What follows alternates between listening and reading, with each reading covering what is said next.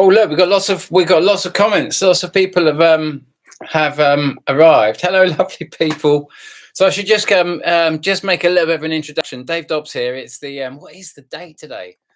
It's the it's Friday the 18th of March 2022, and I've got that terrible light behind me. So I'm just going to go and move that. Excuse me one shake, and then we're going to have a little look. I'm going to have a little look. Oh look, I've completely forgotten. I've put the big screen up here. Sorry about the terrible light, but we're going to be turning this around and having a look at it like this, rather than doing a firing it via instead of doing it via what do you call it open broadcasting system, which would probably be a lot better and probably a little bit more professional. It's more of a discussion. It's more about you. We're just going to be talking about a few of the, as in you saw in the, what was it? Brandon Corey Nagley shot that I've put as the thumbnail to this shot. That's the kind of nature of this discussion. Amazing shot, Brandon. And hopefully we're going to try and find out what time of the day it occurred, and we're just going to talk about it. We're just going to talk about it. I've got a few things. I've got a few bits and pieces lined up that we can turn and look at some of the models for the discussion and that sort of stuff. But we're just going to really kind of boil it down to the sweetest nectar right now and talk about what it all means. Okay, and then I'm going to risk through. But shall I just do a little bit of lighting? How blinding is that? That's quite blinding, that one, isn't it? So I'm just going to go and move that one behind me and put it over there. And excuse me one shake. And then I might be able to bring a little bit more light to the situation.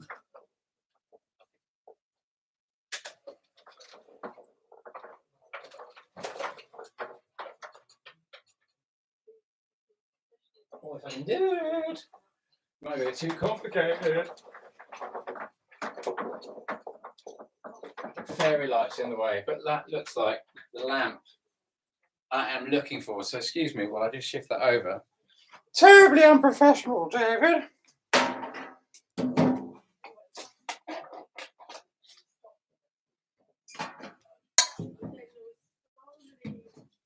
So then maybe I need to put that one.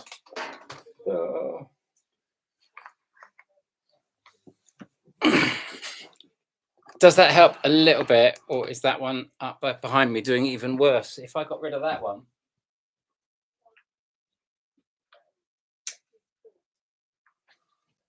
Even though the back of the room is quite, has that made it worse?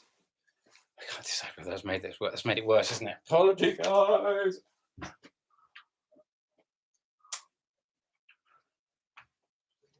I've just been outside trying to do loads of other stuff as well as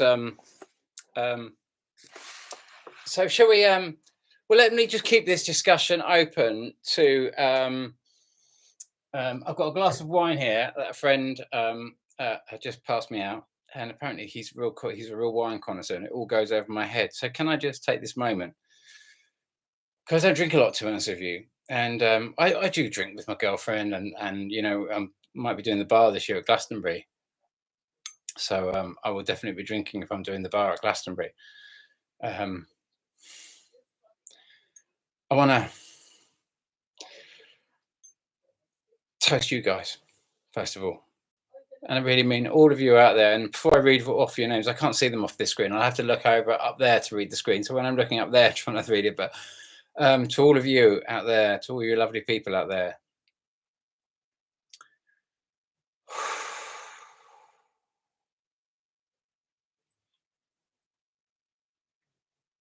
big cosmic connection, and thank you for being here, and what a crazy time that we're in. You know, what a crazy time. And you know, to share this journey, you know, in my own community, they struggle with this, and most people struggle with this. And so these people that are following this here, you know, all of you, you know, we have a connection through all of this, and we're holding a picture within all of this, and there's an enormous weight to carry when you see something that others aren't ready to see at this stage, or just too much of a thing, too much of a big, it's a big thing. It's a big thing. And so we are here at the moment because we're willing to look at this. It doesn't mean I'm right or wrong or anything. It doesn't mean you're right, you're wrong. We're just open to something bigger causing all these earthquakes, all these volcanoes, all this crazy weather. And we can see that the narrative that we're being pushed is that we've got to be pro-nuclear, and we can see this whole kind of thing playing out with Ukraine and between Russia and potentially Russia and Europe if this thing is pushed to its where it is no doubt being aimed to be pushed to really draw a very hostile line.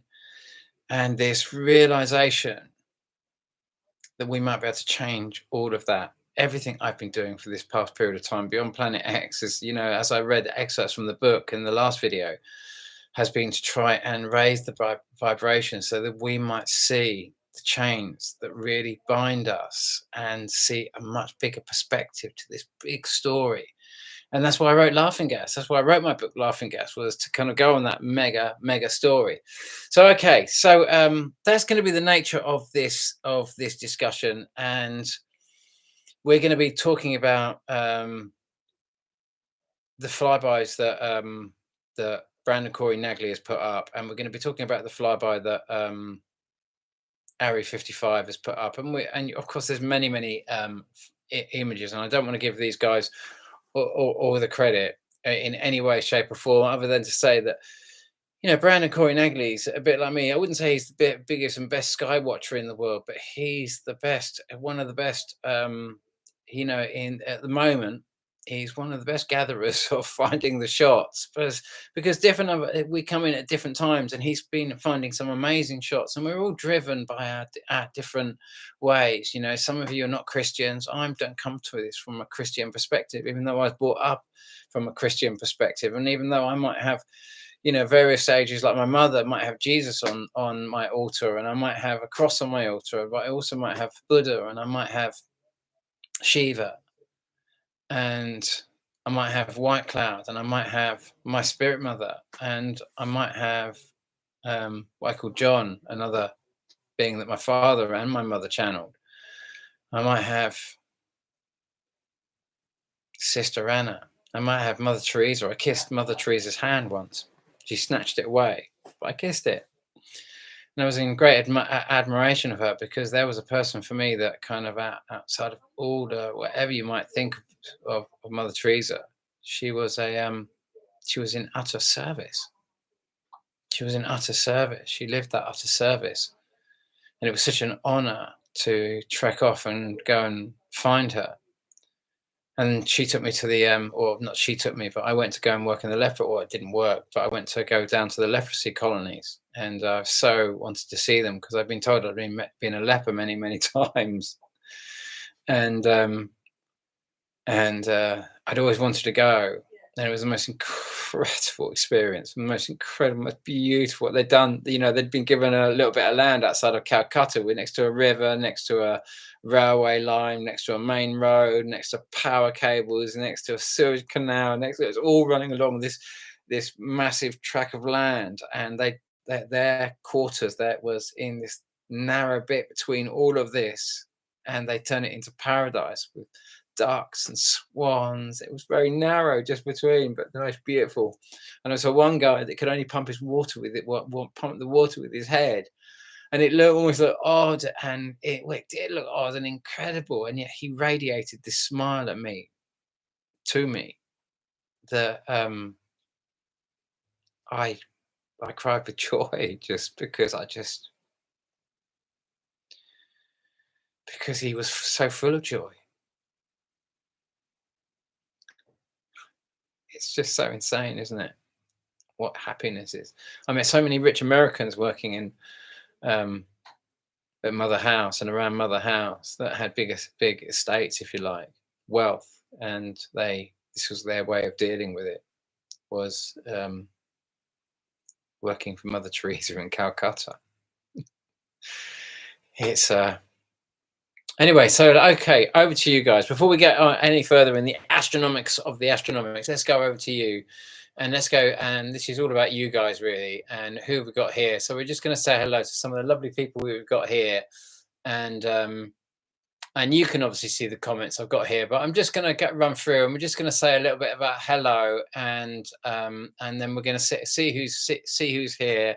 I read so terribly, as you saw, and so if I mess it up and everything else like that, please don't be offended. I'm terrible doing live streams. I'm terrified of social media these days. I struggle so much running a um, doing, like I do YouTube videos, and I can talk about on Facebook and WhatsApp and all those sort of things. I just can't, because I just feel that in my own message now is too difficult for most people to handle. And I watch all this stuff, and it just overwhelms me a little bit. It really does. So it leaves me in this very big emotional space, and I just I struggle. I think we all struggle a bit at these times. So okay, so set reminder. So dead poles. Nice to see you here. Experimental elemental. See you at 7. Nice one, DD. Skies. Hey Dave, great to see you. Love you, bro. So excited I caught you live today. Need it more than ever. Oh, bless you. That's Donna Brown. Skies today. Crazy times, my friends. Sky shows it too. Ask guys today, Donna. Dave will be here soon.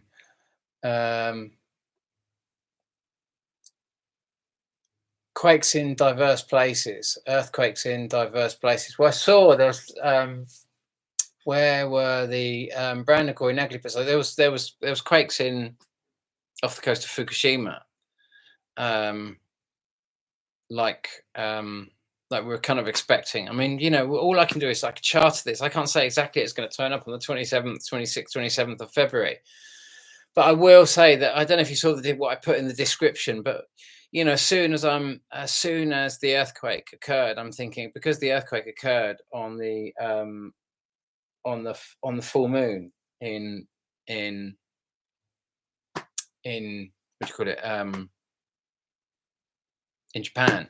And there was something else as well. There was a smaller one, but the 7.5 in Japan out in the ocean and shaking the land. Obviously, I mean, it's quite big. I mean, plus all the crazy storms that we've got, the flooding. It's just normal for us now to see kind of cars being washed away and everything else like that. But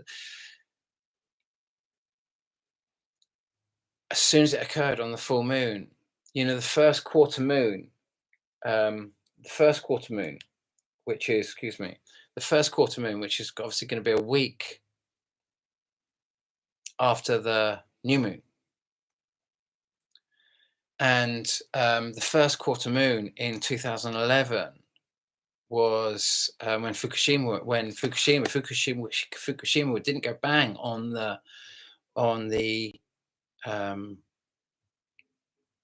the full moon. Remember how I don't know how much you remember how much of all this information goes in there, but when we think about the big earthquake that happened in September the 28th, 2018, and I'd made the video in advance, and I was saying, guys, I was in America for the last flyby. We know what's going to happen here. We know it has to be bigger at this point because it's getting smaller at the December-January point.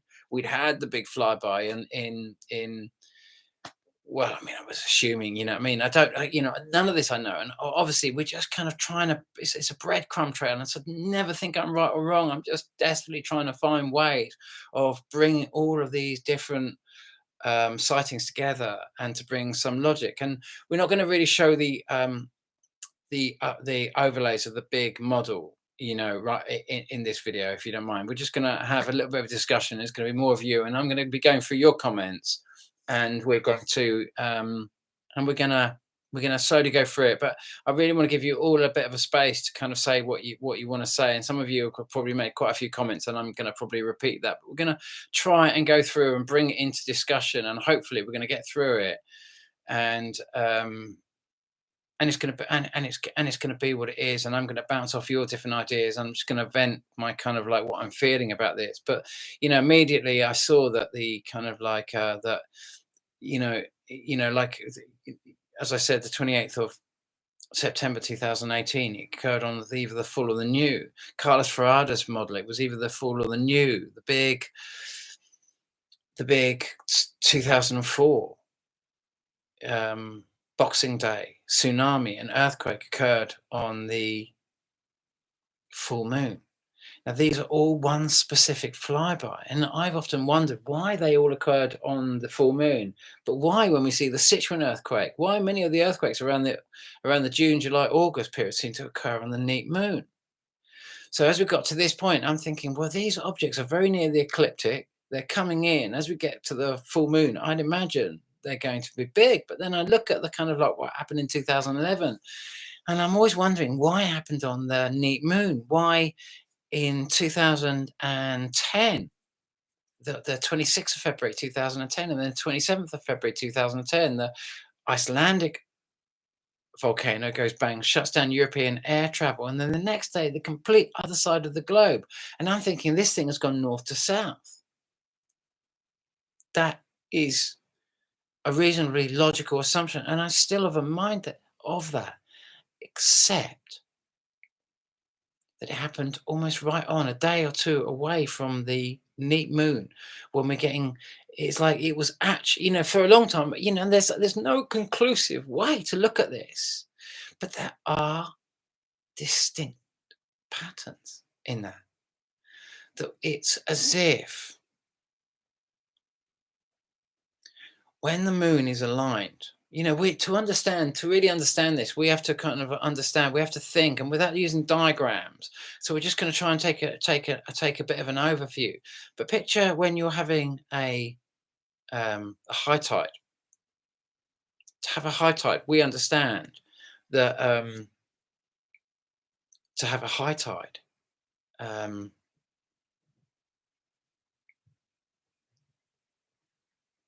we're assuming that the moon hasn't really changed its circumference. It hasn't changed its distance massively from the Earth, and yet it moves out of the alignment of the sun and the Earth as it goes round, as it comes into the first quarter, say, from new, and it comes around and it comes into the first quarter. Is when actually, if we go from let's keep it going from the full moon. So the moon is sitting between the sun and the Earth, and it moves and it comes to that first quarter and it spins to that second quarter. That's the last quarter. That's the last, what they call it, the last quarter, the first third, the last quarter, whatever they call it. They're both neat moons, aren't they? When it's at that kind of 90-degree point. But one's the first quarter after the new moon, and the second is the last quarter after the full moon. It hasn't moved its distance away from the Earth significantly to make the oceans drop. What's occurred is it's the alignment of these objects. Now, we can calculate that to differ for how gravity causes that, and have different solutions and different means and to explain that. For me, in my mind, I'm not saying I'm right or wrong, but in the way in which I've had to kind of grapple with these ideas, and it's probably completely wrong, but it's like the energy arms are reaching out, and the gravitational energy of say our planet and the sun, and something comes in between that. It's like a shopping bag with the Earth in it being held by the sun, and suddenly it's got the moon in it at the same time, and it's more weight. And so possibly that's why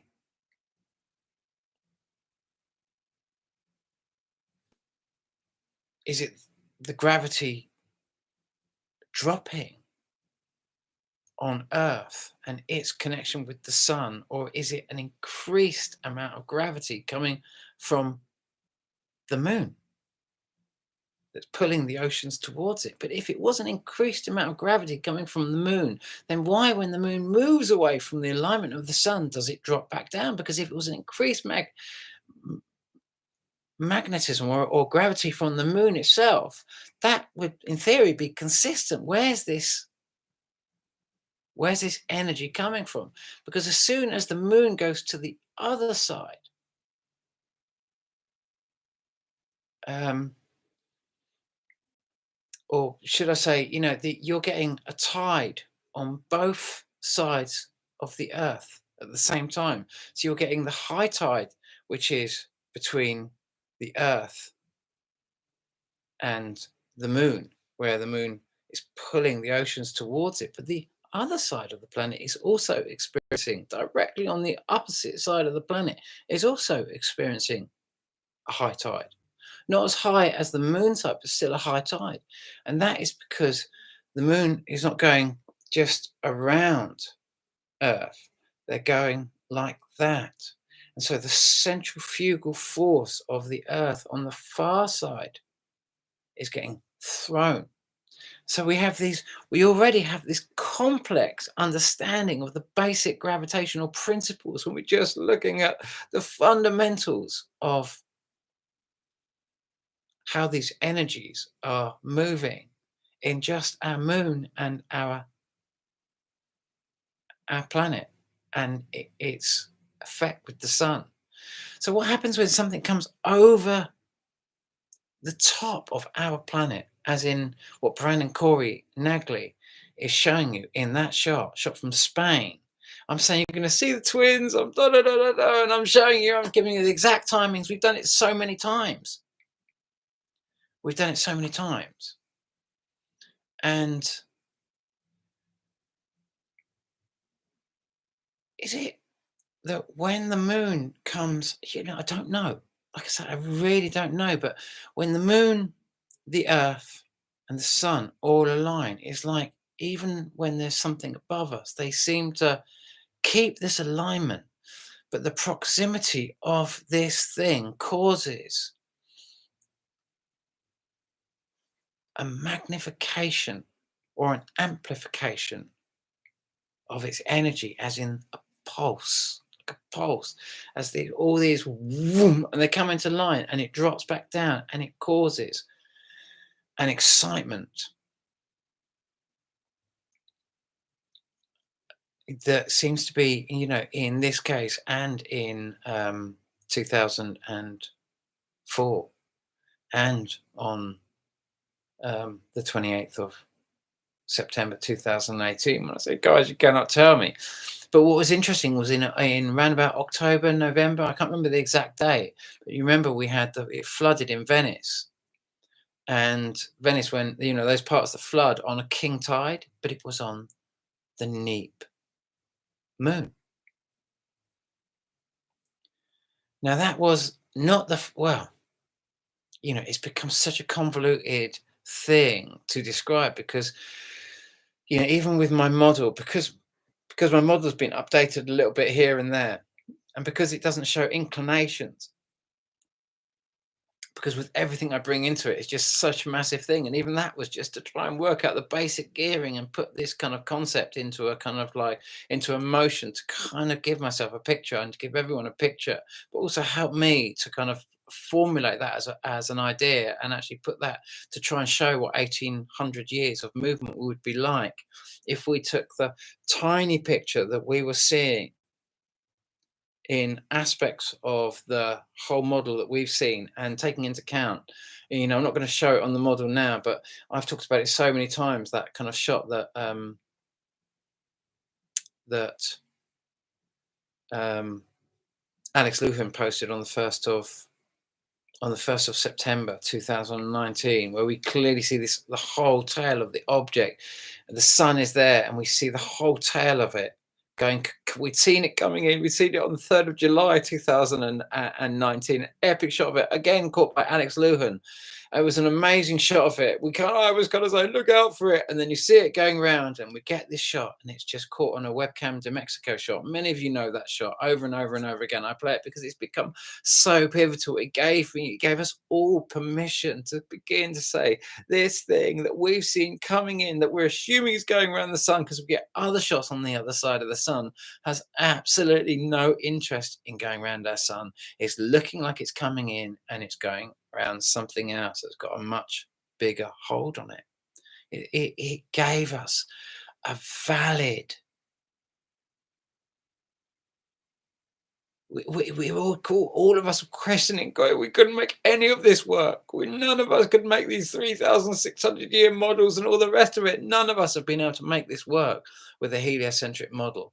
All of us have been postulating ideas that we just know don't make sense. All of us have been forced, one way or another, to have to bend Newtonian rules and Newtonian science to try and make any of these sightings make sense. I showed, when I was using a heliocentric model, I was showing the kind of Nassim Haramein model where he shows the kind of sun moving along and all the planets spiraling behind. But of course, you know, it contradicts fundamental astronomics on the idea that everything's on a plane, like our moon is on a plane with the ecliptic of the rest of the planets in our solar system. And then we look out and we see the Milky Way on a massive plane coming out, and we're going to kind of see between the polarities of positive and minus, or north and south, however you want to see this, things operate, and they split between, they hover between these kind of these opposing energetic states. And I needed Nassim Haramein's model because it was the only way I could draw out, like in a spring, drag out and create a long duration possibility that I could run in my models as I was exploring this first, most, what is now we understand is just the most inner orbiting of all of these objects orbiting around. So coming back to this idea of this, this idea that we see these, it's either or. It's occurring right on the full of the new moon, or it's occurring very close to the neap moon. And when it occurs nearer to the neap moon, we are seeing, I don't know, but if it's relative to the moon, then the moon must be involved in this equation. Now imagine if the moon, instead of just returning round, it comes out of that strong alignment between the sun, the earth, and it, and it comes out of this alignment, and it is weakest gravitational. It's being least held. It's kind of it's in an orbit, but it's kind of like it could be pulled by something else. Now imagine if there's something above us at that point that it can't pull it up from its full or its new moon place, but it can pull it up in between. And that when it goes up in between, and I don't know how high, but we keep getting all these shots. You remember when Steve Olson made so many videos and he endlessly showed these shots of the moon? Not endlessly, but you remember when it happened, people would always be, oh, you get used to the moon and you get used to this kind of angle. And when you suddenly see it at a 45, you're like, that's really odd. How does that work? It's not like it hasn't happened. We've all, all our Planet X's out there, all the kind of like the sky watchers, that there are many out there, have made videos discussing this anomaly, and we don't really understand why, but we see it when it's, or we wouldn't be able to notice it, I suppose, as much when it's full, because it's, what I mean? It's, well, I guess we can, because we could see certain features on the moon that would be, most wouldn't, with the naked eye, wouldn't be able to kind of like, and even with observation might not possibly realize that it's at a 45 or a 90 even, or something quite mad. But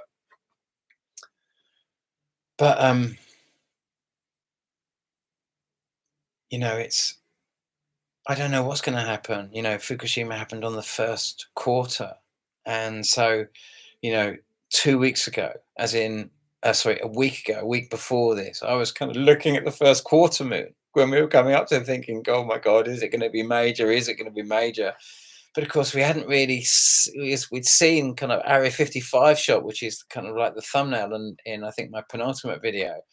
That beautiful shot. And there's been, he's got some, he's amazing sky watcher, really, made a lovely video about kind of an accident that happened in a I think it was a workshop in years gone by, and where he talks about how he nearly lost an eye, and um,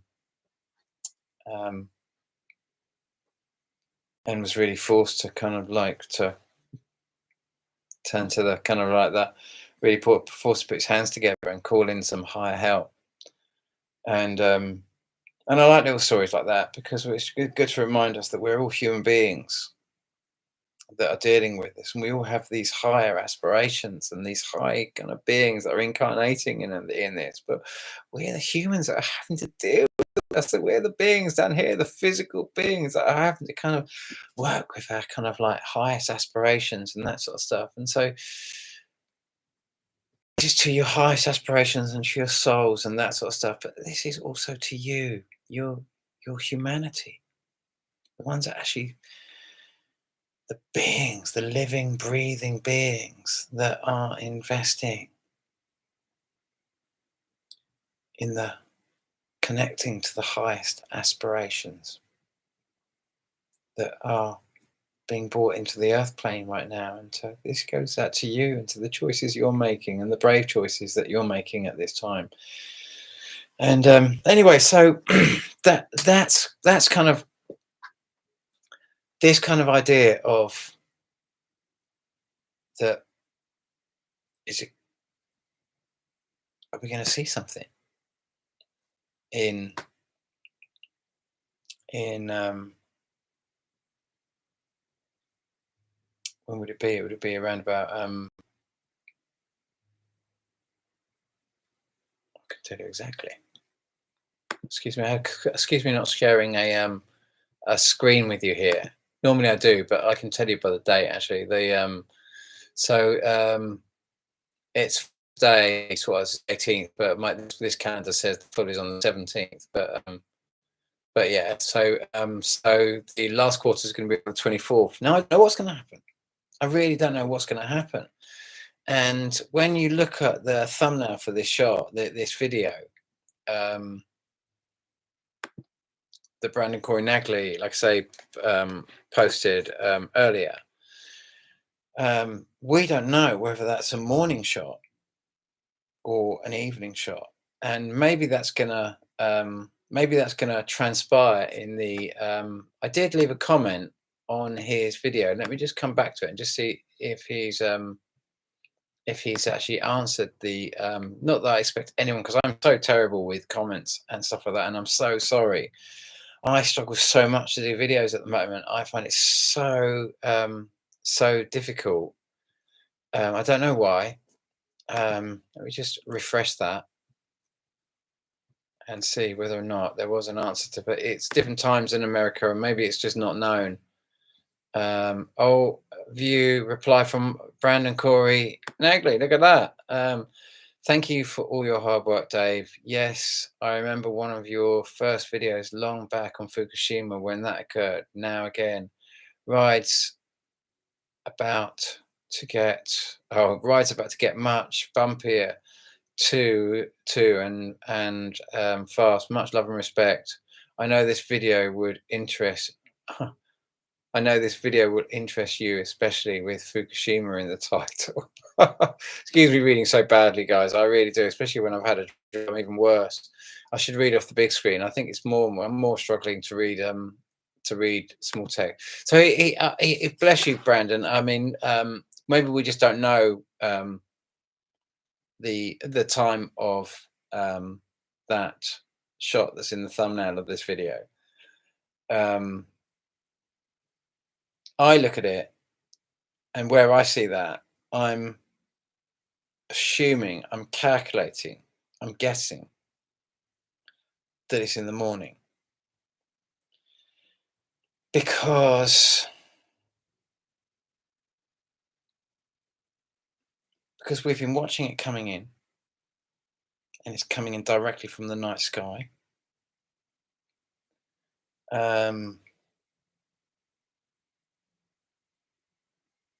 It happened on the full moon.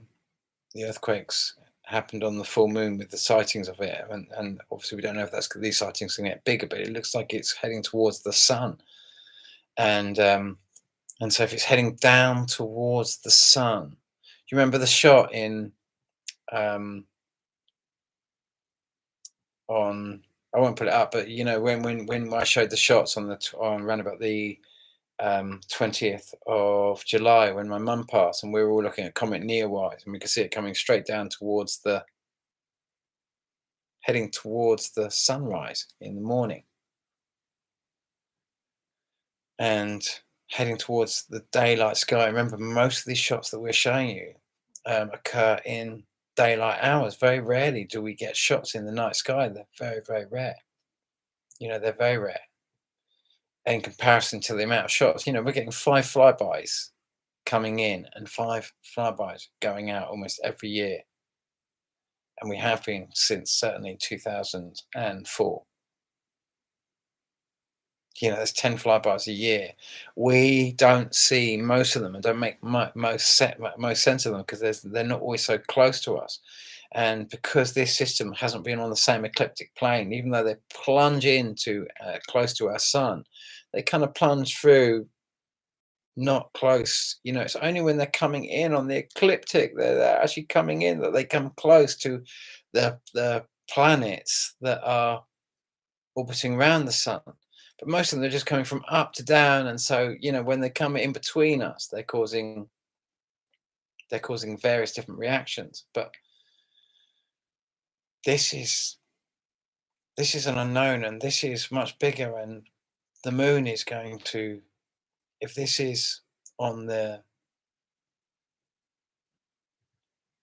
if this is, say, on the sunrise side of the Earth,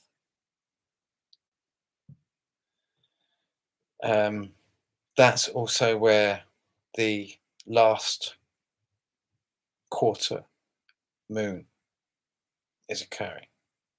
And if this thing is above us on that side, and the moon is on that side, at which the moon will be on that side, then it is conceivable that the moon might travel further, higher, and that would bring an unusual tide, because you'd have the alignment of this object, which would amplify the power of the moon, and you'd have a tide in a place that wouldn't normally occur.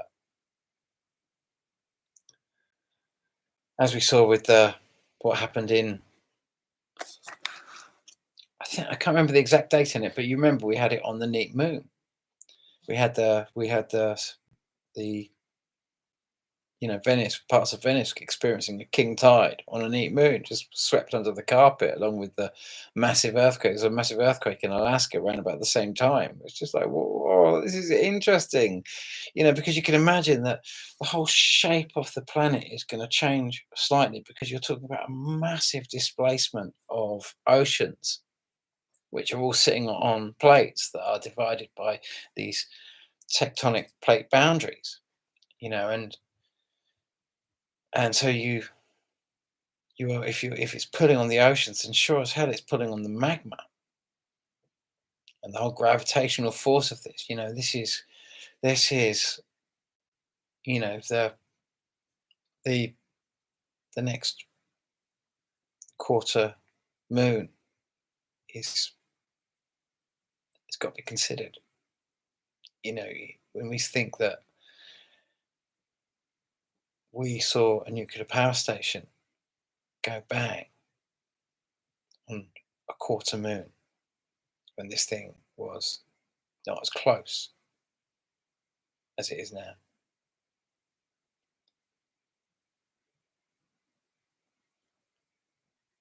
Well, that's an interesting question. I've just suddenly thought of like an interesting question, a little bit of research I can do. Sorry you can't see this, but before I start reading down, and because I just very long kind of like dragged out answer to the earthquakes, but obviously I was going to massively talk about earthquakes, and hopefully by talking about this, it's going to make you in your comments think, adding little questions, and we will get through it. Hopefully I'm going to cover it all, but I'm just trying to give you a real in-depth kind of look at the kind of like the orbital mechanics of now. And we have to look at the past a little bit and flash back. So what do we think? When was Chernobyl? Chernobyl was on the 26. I've not researched this. I probably have at some point or other, but if I have, I've completely forgotten the exact date of it. But just out of curiosity, when do we think the when do we know there was a massive earthquake on the day of Chernobyl on the 26th of April 1986. So should we have a look just so we can just see if there is any correlations between any of that? We've got to remember there wasn't a tsunami there. But there was a huge earthquake, and it was the earthquake occurred right where the plate boundary, a very place very prone to earthquakes, which is the beginning of the plate boundary, which is going to come down and become the dividing plate, the division between the effectively, up until then you've got the Indian plate up against the, I think it's the Eurasian plate, which is how far does the Eurasian plate go? Is it, but I don't know how far it goes into Russia, but but it goes up and then it hits that. Sorry, it comes down, and you've got the Indian plate obviously below, and the kind of like what I'm assuming is the Eurasian plate above, and it carries on, and then you've got the African plate, which is on the opposing side of which is butting up against the Indian plate. Now you remember the Congo, where the big volcano went bang in this time, almost exactly March last year.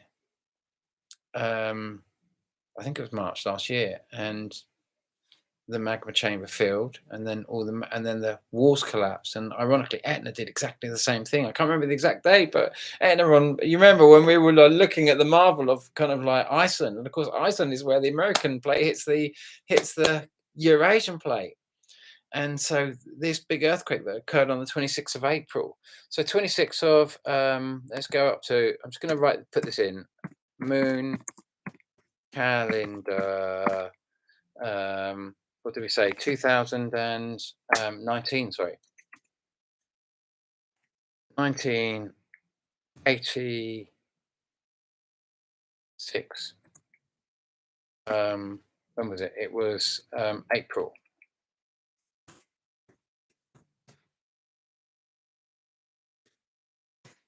Let's see what comes up. April lunar calendar, moon phases. 26. What was the 26?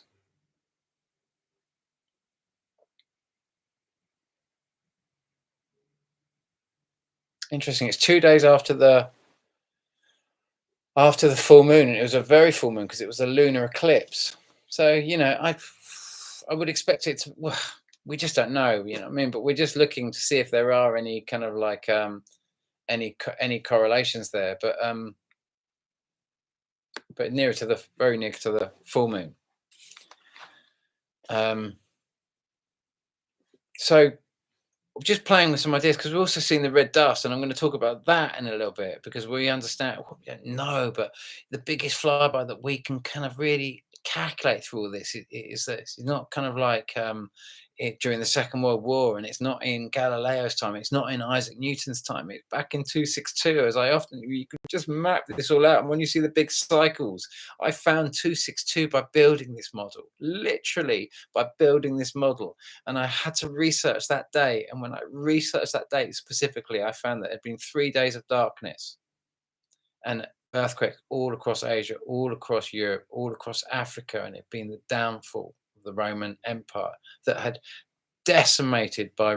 ruled by decimation. It annihilated 90% of anyone it came up, any other society or nation it came up against. It decimated them and then enslaved the last 10%. And that's how it reused its rule of force over the world for a good 1,000 years. And then suddenly, like that, it was over. And they were decimated, and a whole new system has come into place. And there's been similar rules of obviously aggression and war and that sort of stuff going on, no doubt. But there's also been new techniques of control, i.e. religious control and mind control systems, because the powers that be are scared that it's going to come back on them. And what happens when you lose in this great battle, and they have to learn through this massive process, and it causes this, there's a big evolutionary process going on, I'm seeing. But we could see that when 262 there was these earthquakes and volcanoes and 3 days of darkness, something blocked the sun, but what really annihilated the what as well as all the buildings falling down and all that sort of stuff, it was a plague that came in. Now, what made everyone die? We're told it's a plague, but imagine if the oxygen count got really low because of all this red dust coming in, and it zaps the oxygen. Out in space, it kind of catches the light, and it's not kind of like the same kind of white, kind of like it's like metal. It's like metal when you see metal, it's grey, kind of like silvery, and that sort of stuff. As soon as oxygen enters the equation, it goes brown. But as lots of oxygen enters the equation, it goes red. We're getting all the red dust coming through. So we're getting the sightings, we're getting earthquakes, and we're getting the red dust. Now, what happens when our oxygen count, what does it do to water when it washes into water? It sucks up all the oxygen. And we get very, very sick when we get low oxygen counts. It doesn't take very much before we just kind of like fall over. Oxygen, is suffocation in that form. It's there's a lot of stuff that's going on. Okay, so I'm going to go back. I that was a massive delay. So let's turn it back to you guys a little bit more now. I've kind of opened up this discussion, hopefully, to kind of get us thinking about what might and what might not happen here. None of us know. None of us know what's going to happen. I'm not trying to say I know. I really don't. I'm just looking at the patterns and wondering why. Why did the Sichuan earthquake occur on the neap moon? The precursor, what I'm assuming is the precursor to the financial crash. Remember, just before all this stuff has been going down, China pulled all their money out of the property market just very recently, and we're like, okay, something massive is going down because they've pulled all their money out of the property market. It's massive, and so we knew something big was coming in. That happened in 2008 on my mind. They knew there was going to be a massive earthquake. So many tall buildings fell over, so much destruction. People just don't realize how big the Sichuan earthquake was. It was either May the 12th or June the 12th. I can't remember which now. Terrible. I normally remember all of those sort of dates, so they're already burnt into my head. But for some reason, astronomical sightings just seem to have this kind of like. But I'm going to say the 12th of June. I think it was more likely the 12th of June, and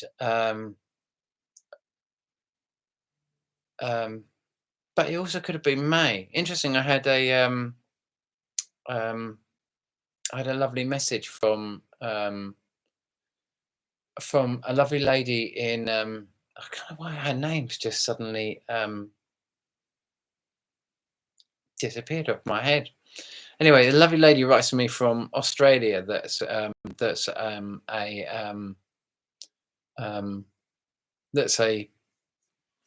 avid sky watcher in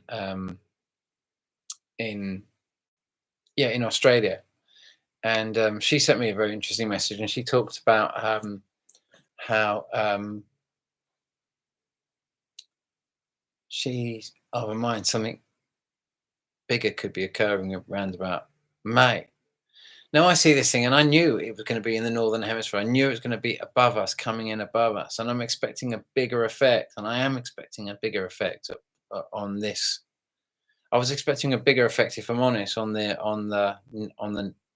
first quarter neap moon, but I haven't really been seeing it massive. I've been, like I say, Area 55 shot, but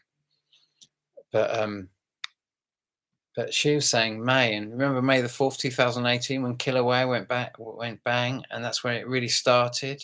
And there's been a real kind of understanding that this is kind of that right kind of like the alignment, if you like, point of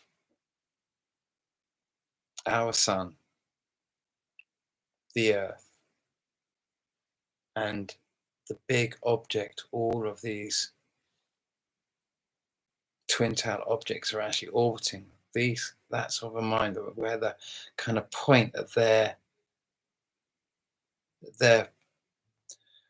frontal point, they're kind of like imagine if something's going to come in towards the sun, and it's coming from something, it comes to a point, and then eventually it comes around. And we normally say it's kind of the perihelion point, but we've got kind of two kind of crazy perihelion points here, because we've got the perihelion point of when it's orbiting the object it normally orbits, and the perihelion point of it suddenly being drawn in and coming around our sun again. So we've got it, whilst we're in such close proximity, we've got these 2 points. But you can imagine at one point it's coming in and it's heading down, and it's going to be above its ecliptic. If it's an inclination at one point, and half of that is going to be above, and half of that is going to be below its ecliptic. And when it reaches that exact pivotal point, when it's at the frontal point of its point, or the however you want to choose to see it, because but you've got this kind of like that midway point, and that midway point is going to be the closest point to our ecliptic, right, that we kind of orbit. That's why, now we see, because they're all coming in on a very similar ecliptic, just above, admittedly, but on a very similar ecliptic. The volcanoes are all long duration, but when it's on a very kind of like on a steeper inclination, well, the only time you're going to experience any of it gravitationally is when there's an alignment, because it's not going to come near any of our planets. It's coming at this. If we're if we're in an alignment point when these things come through, then we are going to experience that. And our moon, if the moon goes into full, when the moon aligns, it's going to amplify that. Obviously, if it's really close, it's gonna affect us directly, no doubt. But even this flyby looked quite big, but we've seen much bigger of the other objects. So to me, that object it's not as close as I imagined, but it's still very big. But then that's not to say that it's not still coming in, and that's not to say that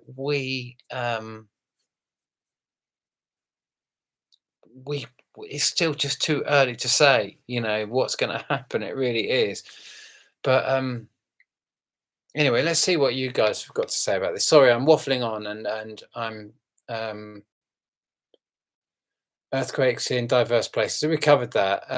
I have some pictures. I have some picture of my daughter that is 13 can see when the moon is rotated. My eyes cannot see it. Okay, thank you for that. This will be good. Hopefully, yes, indeed. Yes, I need to share.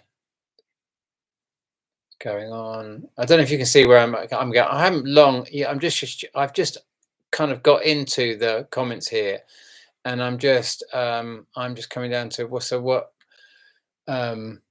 free press 666. Look up now.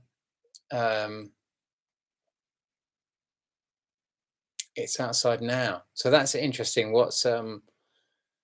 I wonder what you're seeing there. I'm just curious. So look, that's AN 4R and 4RK. I don't know. I'm sure I'm AKA Steve W.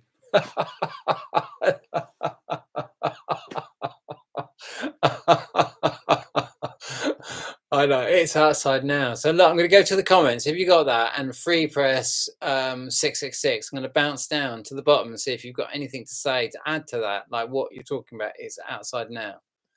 So let's just go to the bottom and see whether they add anything, and then we'll just came in late. Did you talk about the huge sphere on stereo core satellite image in the past week? I think I did. The one that, I'm not totally sure it's a huge sphere either, because it's, well, I mean, it is a sphere. I mean, you can see, I mean, I can't say, sorry, it is a sphere.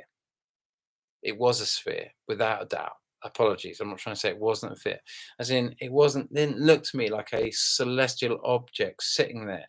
It looked like one of these things that was either I mean, for me, it looked like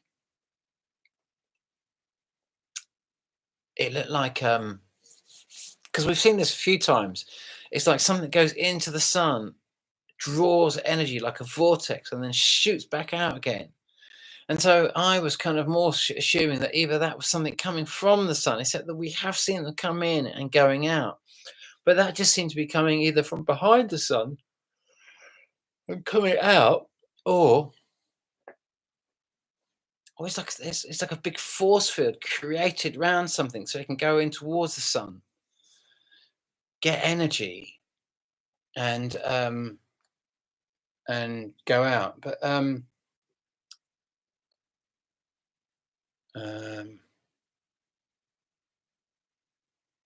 I sold my stocks and bought seeds and things. Pray for divergence and a place of refuge. And it's so true. Anyone who can buy seed right now and just be a little bit organized. Nature doesn't store its genius in tin cans and fridges. It stores its entire genius in DNA, which in plant form is often in form of seeds, and it's really sensible thing to do. And you're not going to be having a few seeds around and that sort of stuff is not going to be like it's a lovely thing to do. It's a lovely thing to do. And if you've got a few organic seeds knocking around and that sort of stuff, it's a great excuse to go along to a seed swap. Kind of organize a seed swap kind of gathering, where organize a seedy Sunday or seedy Saturday, some of you out there, and just kind of like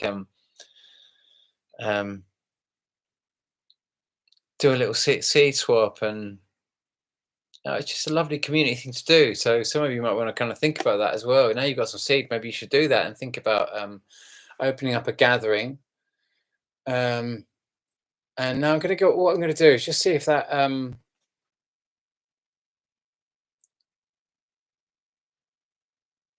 Dave, the slingshot effect might be in motion. That will set up the passing. Yeah, I don't know about that. I'm not saying that's not the case. It's just that we've had such a consistent pattern with these things going round that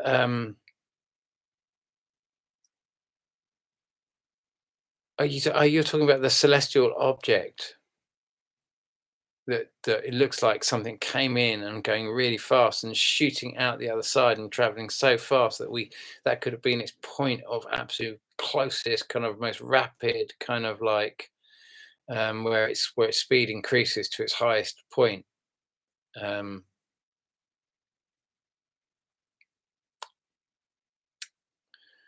Possibly. Yeah, we just don't know what that is. Excuse me, yawning. I think it's the red wine. That's the only thing about having red wine. It does make me yawn a little bit. I can remember meeting my mum introduced me to this lovely lady. She's dead now, but it was a lovely lady called she's moved on beyond this this incarnation. And but I went to see her. She was a lovely old lady, and I went with a friend of mine, this Italian guy who was a bit of a stud muffin. He used to be in loads of films and that sort of stuff, and he was just like, and we went around to see her, and when we sat down, she said, "Would you like to yawn?" She was Chinese. She lived in this little fishing village on stilts, and sort of like on this little outlying island in the South China Seas, and she was just kind of in the middle of nowhere, and it was just. And she said, "Would you like to yawn?" Or in a kind of Chinesey kind of like accent. And we were like, yeah. Yeah. And I was like, so I looked over to my friend Nonzio. I was like, Nonzio? It was like, I was just like,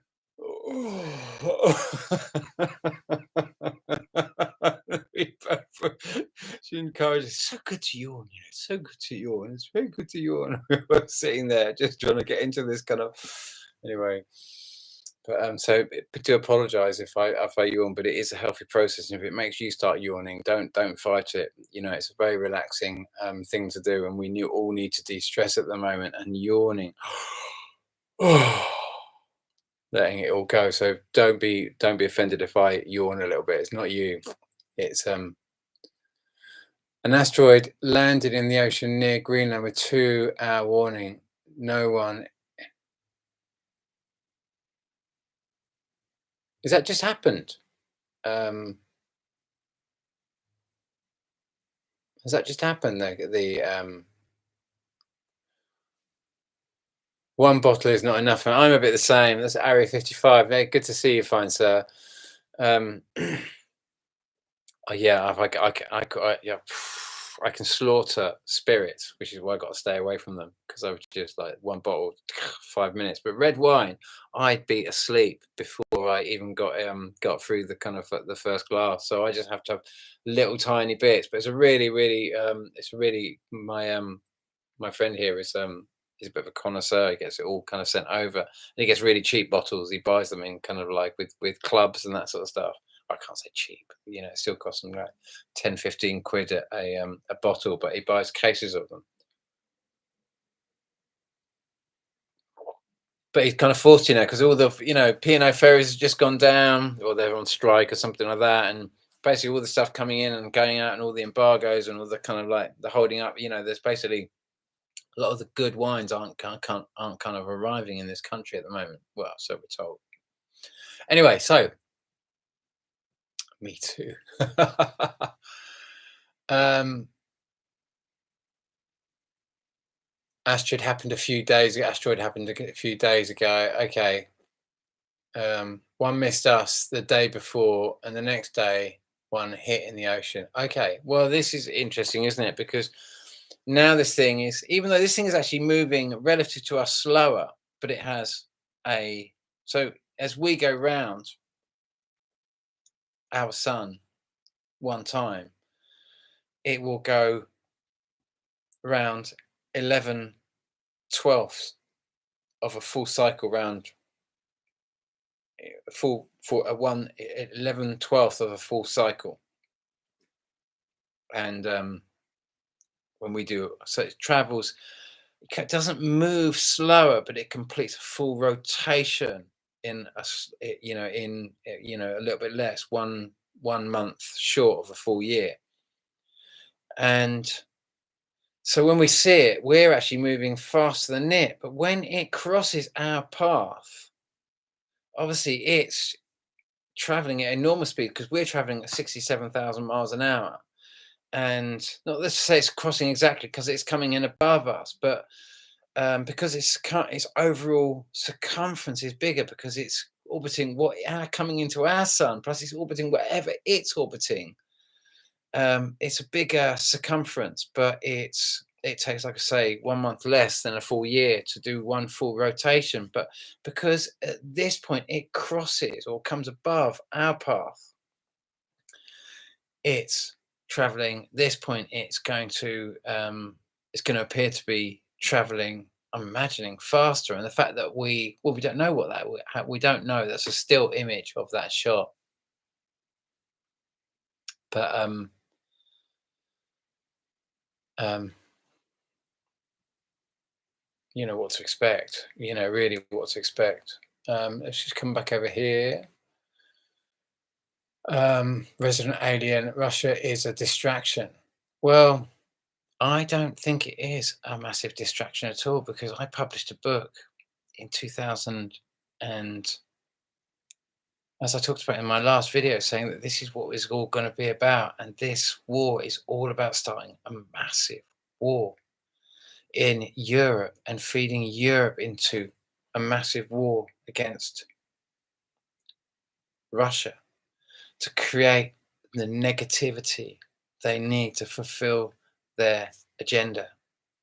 And the Large Hadron Collider is a big part of that, I'm imagining. And this is a very big story, but for me to publish that back all the way back then and describe so much of what's happening and go on this massive journey to understand why this is happening and that we cannot wage wars at this time, and we're going to go under the wheels of this. You know, that's what I saw in my vision, was that this isn't a massive distraction. They are really, really wanting all out war in this time. Not just about a distraction, it's about massively pulling our vibration down right now and keeping humanity connected to its lowest aspirations, and keeping the souls in that are connected to humanity at this time, drawing them into a low vibrational state where they can't rise to the highest.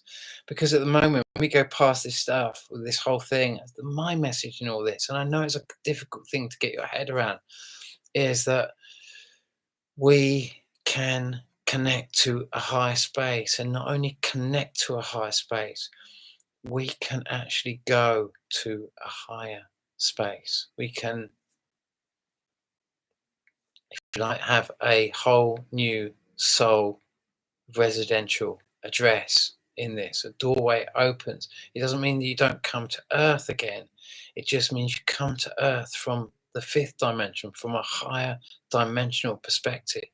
Imagine a world that operates in a higher energetic. You know, many of you look at the pyramids and you see these, what clearly kind of like are obviously kind of massive power units, and you wonder what they powered. Did they all have kind of fast cars and floating things, and what type of wonderful machinery did they have? No, that powered, those pyramids powered a fifth dimensional reality.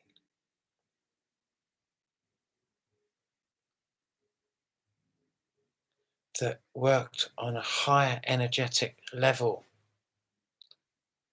It didn't mean that there wasn't life on Earth in the third dimension as you experience it here.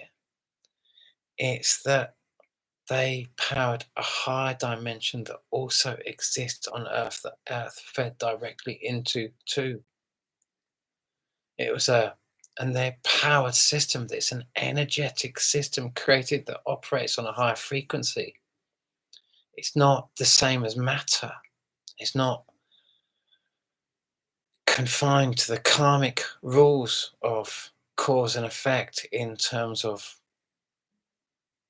third dimensional existence.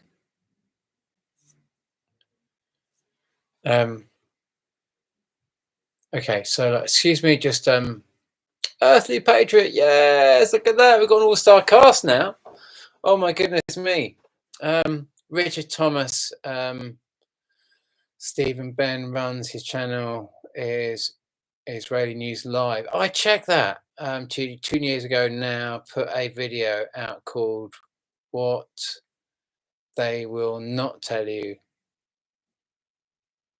What They Will Not Tell You. It's like the revolution will not be televised. You remember this whole thing that playing out in Ukraine was happening with Chavas, and they built all the kind of, they had the same sort of, you know, they had the actors in the kind of in the you know, they didn't just have an actor kind of playing, you know, they built the whole presidential suite to make it look as if the man was actually in the presidential suite, but there just happened to be an English film crew in with Chavas in the palace when they'd had the kind of, when the kind of Americans were running the coup, and it just blew a massive great hole in the side of the plan, because, you know, that it's a magical time. Yeah, they just want us to, you know, this is a magical time when you are connected to the highs right now. You are so protected. You are so protected, and you are so looked after. You know, when I put my message to the ayahuasca gods, and I opened this up before I kind of learned to kind of open up the same doors, I put the message up and I said, I'd been shown the kind of like this fifth dimension, and I'd always wondered what it was. I'd always wondered where John comes from, and where Sister Anna could come from, and where White Cloud had come from. And they used to, they were just so, you know, my father, like I said, was a boxer in the Navy, hard as nails, and such a hard man. And yet these beings he channeled were just so Not that he wasn't, he was an amazing man. He was a very special man. But these beings that came through had answers and wisdom and wonder. As I think I've kind of told you before, I once said when I was a kid and my dad and my stepdad was channeling, um, I think it was channeling White Cloud, but it might have been John, but I think it was White Cloud. And I said, I was kind of sitting next to my dad. I'd never sit that close to my dad, but he'd be so good because it was such a kind of like, he was such a kind of, strict man. And he was a square basher in the Navy. He'd get you for your first 6 weeks if you wanted to join the Navy. I had him for 10 years. I say that with love to my lovely pops, because he was an amazing healer and it was an amazing thing and that sort of stuff. He'd give you loads of freedom, like my real father. So there was a real strict environment, and you just get up and you'd be out the house. You'd be gone. Anyway, I said, "What's it like? What's here? What's being here in like compared to where you come from?" And he leaned forward and he went, "Like mud."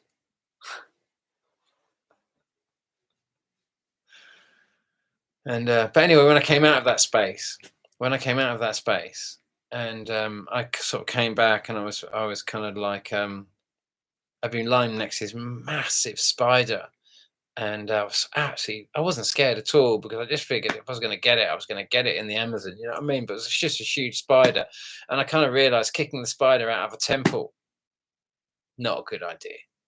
You know what I mean? It's just like they're the eyes of the highest. You know what I mean? If that's going to bite you, that is fated. That's karma. You've got to go down that corridor. In a temple, it's just like. So I just looked at the spider and I said, "Look, I got to share this space with you guys. Normally I'm really scared of big spiders, especially the big, hairy, massive variety. But I've just got to share this space with you. I've got to share this bench with you, and I just got to trust that you understand that I can see you, you can see me, and we're just working for the greatest cause here." And when I came back from that space, the spider had gone, and I'd had this vision. I'd gone through to this other side, this big kind of like this big process of kind of meeting friends of mine that are alive now, and doing this big meditation on the other side with through this whole process, and seeing the other sides, and then doing this meditation and going up and getting this message, and being told that that I was going to write a book about peace, and then when I finally came back out of it, I sat down on the bench, and I just, I could feel my own doubts, my everything coming in, and I was just like, "Oh my God!" It's just like, "Oh my God, oh my God!" And then I said, I said, "I'm so honored. I'm so honored that this has happened, and I'm so honored that you've shown me this, and I'm so honored that you have met me and allowed me to go through this journey, and I've been in your hands, and I have so much gratitude. But you've shown me this other world, this fifth dimension that we can all go if we are willing to enter peacefully, and understand that this experience in the third dimension has given us tremendous opportunity to build many new kind of opportunities beyond your wildest dreams when you go on beyond this space. And it doesn't mean you can't come back here, but you're coming back here from a bigger picture, not from your own private, exclusive, but just your kind of own astral realm that you've built, coming and going from this earth, and inviting various different energies and different beings and different types of things into that private space that is yours. In that space, you are Jesus, you are God, you are the one who calls the shots, but you could be dominated, and you can give your power over in that space also. And so when you go back to these kind of private fourth dimensional realms, which are exclusive to you and the massive multiverse that's connected to Earth, you're not connecting to the high space where the best of all of these merge in a consensual, all of our best. And that's what the fifth dimension is, all of us working together and entering into all of our spaces with peace And that's an agreement to enter that space. That's what I was told, that to enter that space, you'd have to make a declaration of peace and to enter. And that's all it asks of you is your agreement to be in peace. There was nothing else needed, not even love. You are love. I know that sounds a bit kind of like touche and that sort of stuff, but in terms of the energy that comes through you, love, when we're frustrated, we see love as anger because we don't know how to channel it and how to drive it into a creative processes or the creative processes that we're trying to do. And that's frustration and anger, but it's still energy that's just trying to move, and sometimes it doesn't know how to move. And you think water, you can wash in water, and that's kind of emotion, isn't it? But water is also hydrogen and oxygen, the two most explosive, the ultimate fuel and the ultimate kind of like oxygen to burn it in the perfect mix, big bang. And emotion is just the same. We are just explosive massiveness when we are frustrated, but it's the same creative, beautiful, lovely energy, but it's fire sometimes. And but I said I said I think thank you so much for showing me that, but know that I didn't come here to see that, as much as I've always wanted to see that and understand that, and to go through I had to go through this whole death process to see it. It was so horrific, or so horrific for anyone in the room who had to listen to that. It was what it was. But I said I didn't come here just to see that, or I came here because I want to solve what I saw on that day, that trauma that I saw on that day of me dying and doing nothing to save this world. Nothing. I'd done nothing. I couldn't escape the gravity of my own inaction,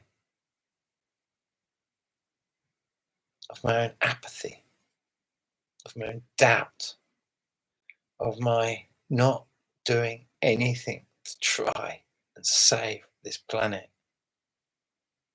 and that's the terrible thing that I had to see, where all of Laughing Gas is all about, rather than poking the finger out there, it's just realizing that, it's like a bunch of activists, kind of protesters, political kind of people that are having a bit of a midlife crisis and realize that they're just utterly full of shitty sound bites, and just like, it's just having a midlife crisis, and finally kind of protected by all this kind of like all these clever sound bites and this cool looks and got all the answers and that sort of stuff, but it's all just kind of like deflective defense tactics to defend against the fact that you haven't got a fucking clue what's going on. And you can't allow yourself to have a clue what's going on because you're holding on to this other mass of bullshit that has been created. And the more you invest in it, and the damage that it does to the earth, the story, the more you are karmically implicated in it.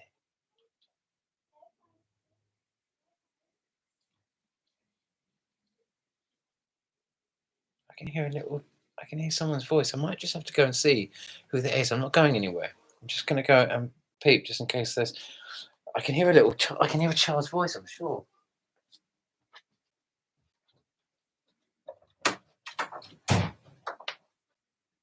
Hello?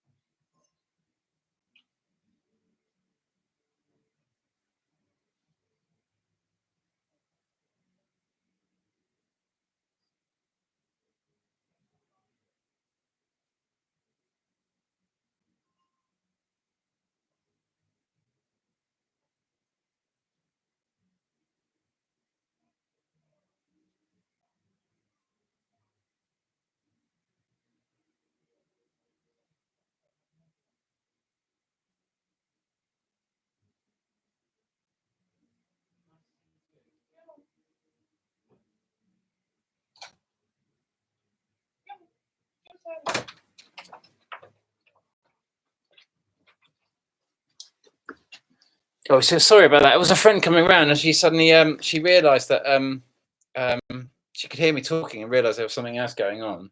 Come and sit over here. Come on. But guess who wants to say hello?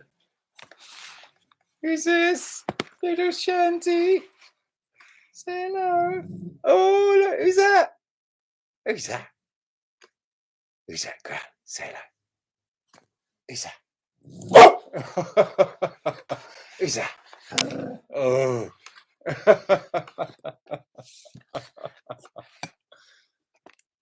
You see, we're kind of like, we're no different. We see our own reflections and everything, and then we bark. We're like, ah, and that's what we got to learn to. Well, isn't that funny? That in laughing gas is about kind of like finally kind of looking at yourself and pointing the finger at yourself and tearing at yourself, tearing a few strips off yourself. But so okay, so look, I'm waffling on. Oh my goodness me, I'm going to have so much fun going through all these comments after. Bless you all for kind of dropping in, and I'm having a little bit of a it's because I've had a glass of red wine, which is so lovely to kind of share with you all here actually, and because you are my community out there, that gives me sanity and gives me the opportunity to, it's all about ultimately getting all this information out there and synthesizing it and bringing it back and trying to make some sense of it and trying to make some. And for me, this whole process of being shown this space about how we kind of like are having the opportunity, to kind of build into a higher, we've put all this time in creating this space. I tell you what it reminds me of.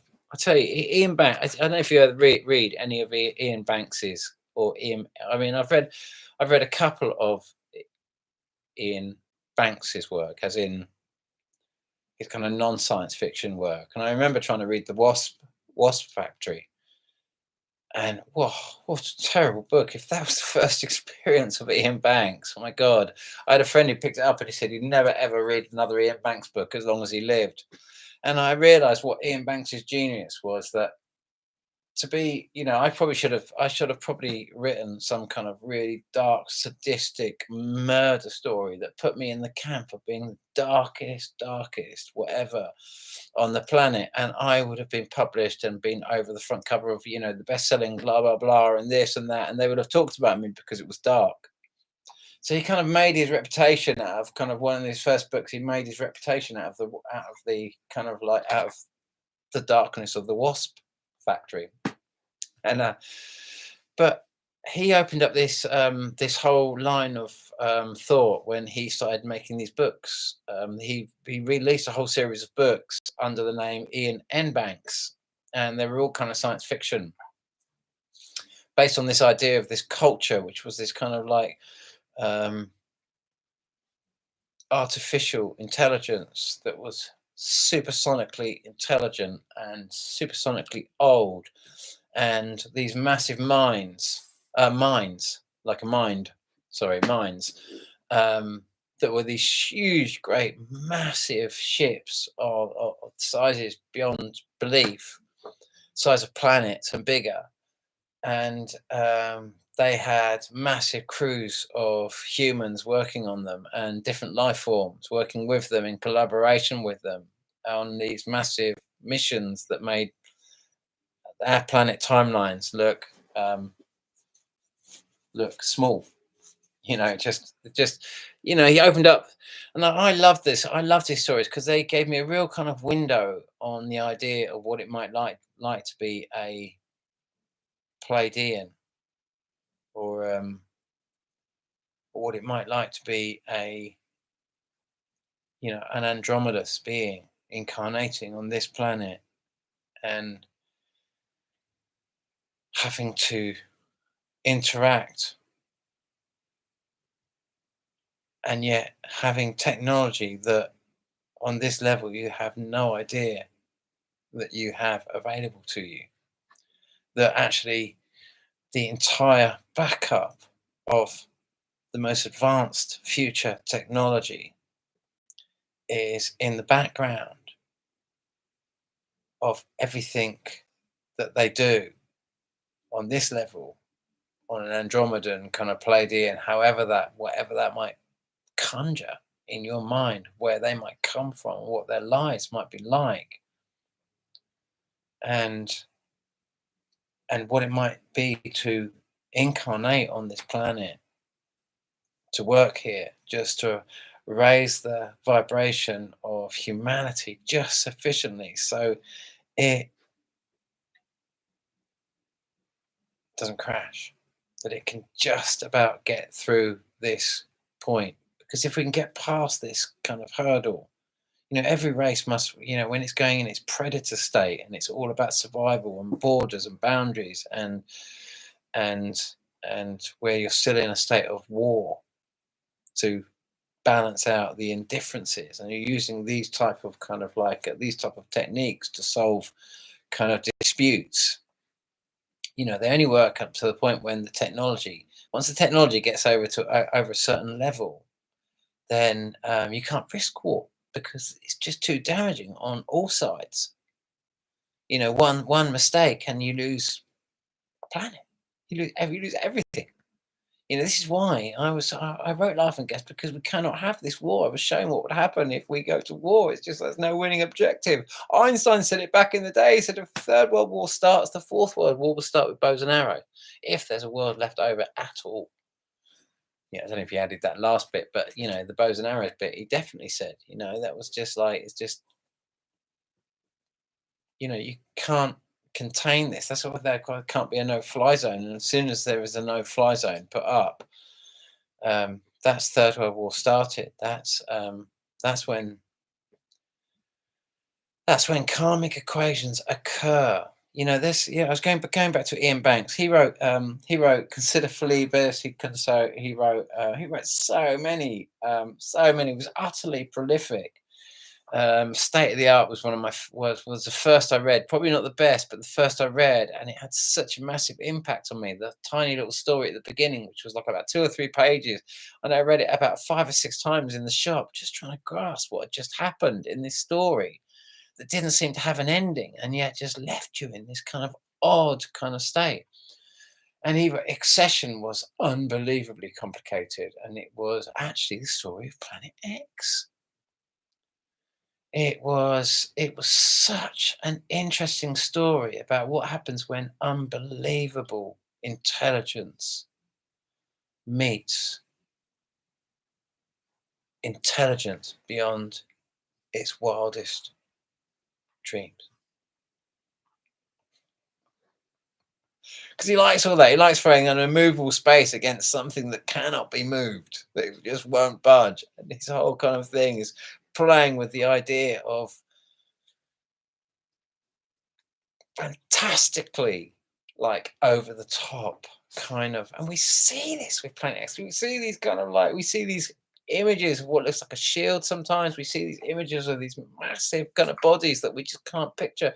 Just in the last few days, we've seen that massive, as you say, looks like a energy vortex or like an energy shield around something that was just zapped into the sun, refueled, had done something, or maybe just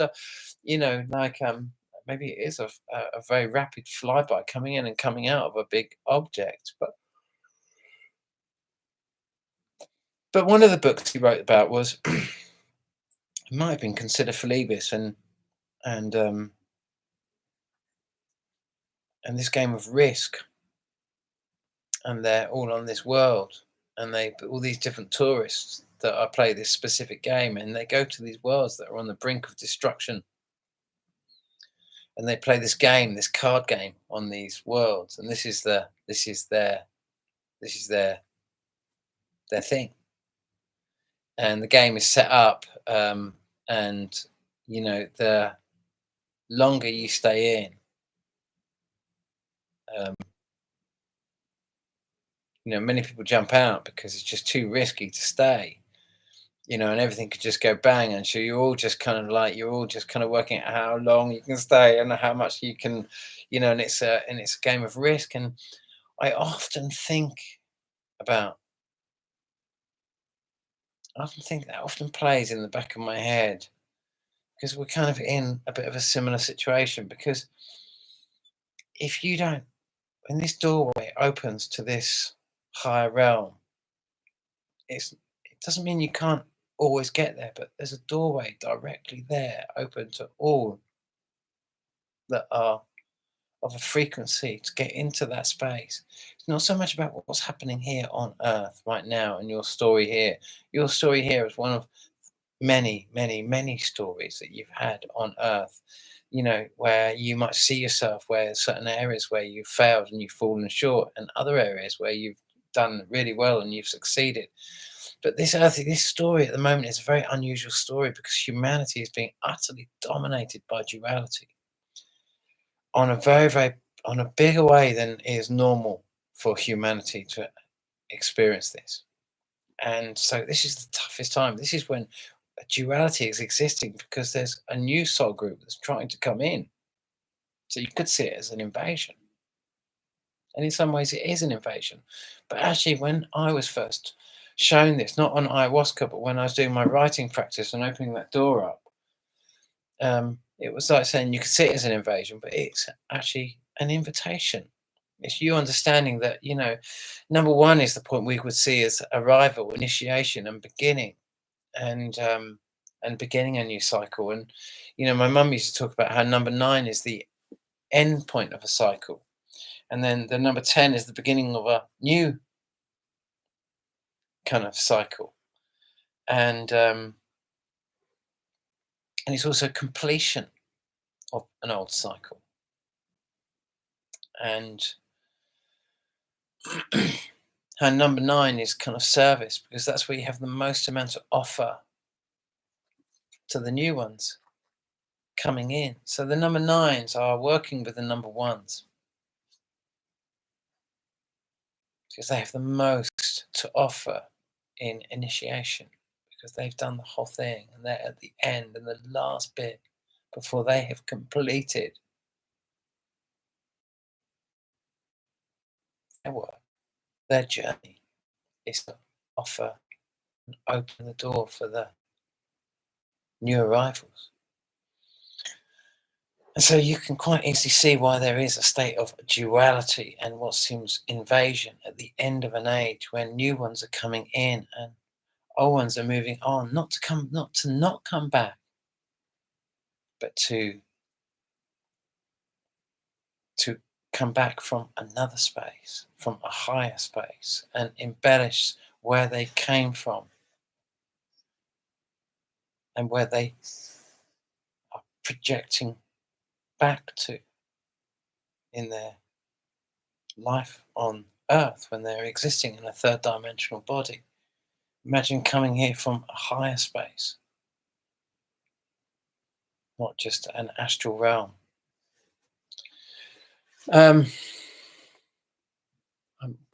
To please, are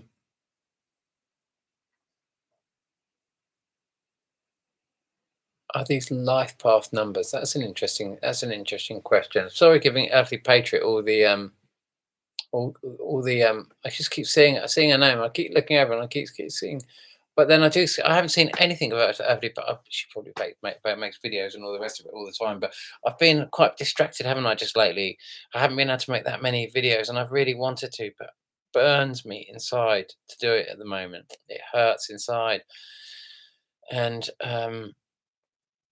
it's so, I'm much more coming back to the original messages that I was first given in Laughing Gas, except that back then, I just didn't know how to channel any of that into a kind of like into anything that really made sense. It's been such a big story for all of us. We're looking at such a big picture, but are they life path numbers? Well, they're just, we see numbers in so many different ways, because as you well know, with Planet X, the number 13 is a number that turns up all the time. And we're often considered to be 13 is to be kind of like feared and unlucky and that sort of stuff. But actually, we can see that the 13th card is the king. Is it not? It's the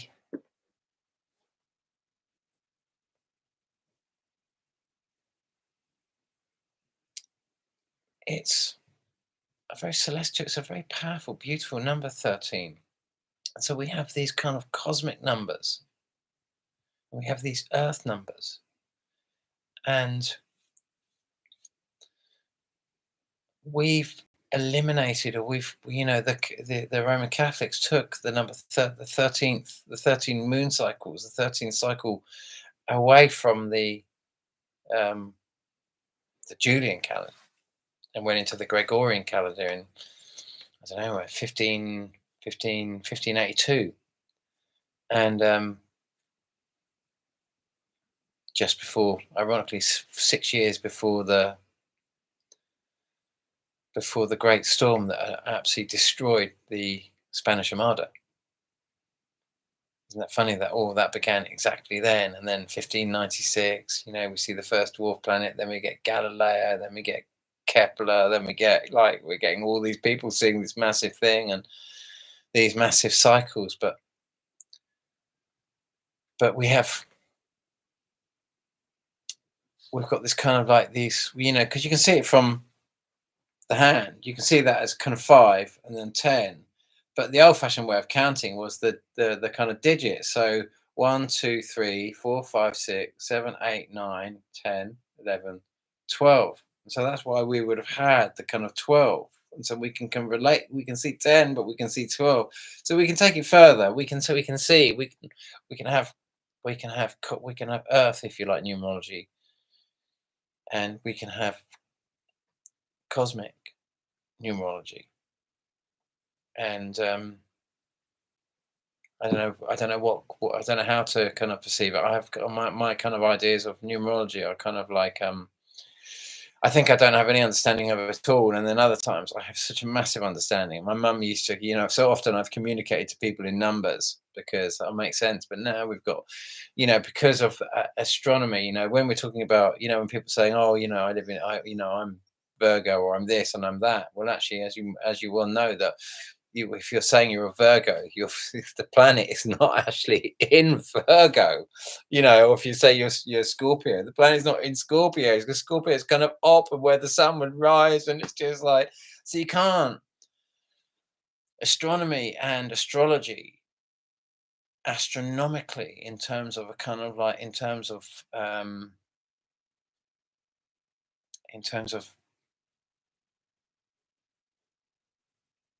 triangulating, positioning. They don't work. They do work, but you've got to kind of run this kind of calculation in your head of just kind of like, that's why I kind of use January, February, March, and the positions. I use the dates and the the months to define astronomical bearings, because using the astronomical charts is a bit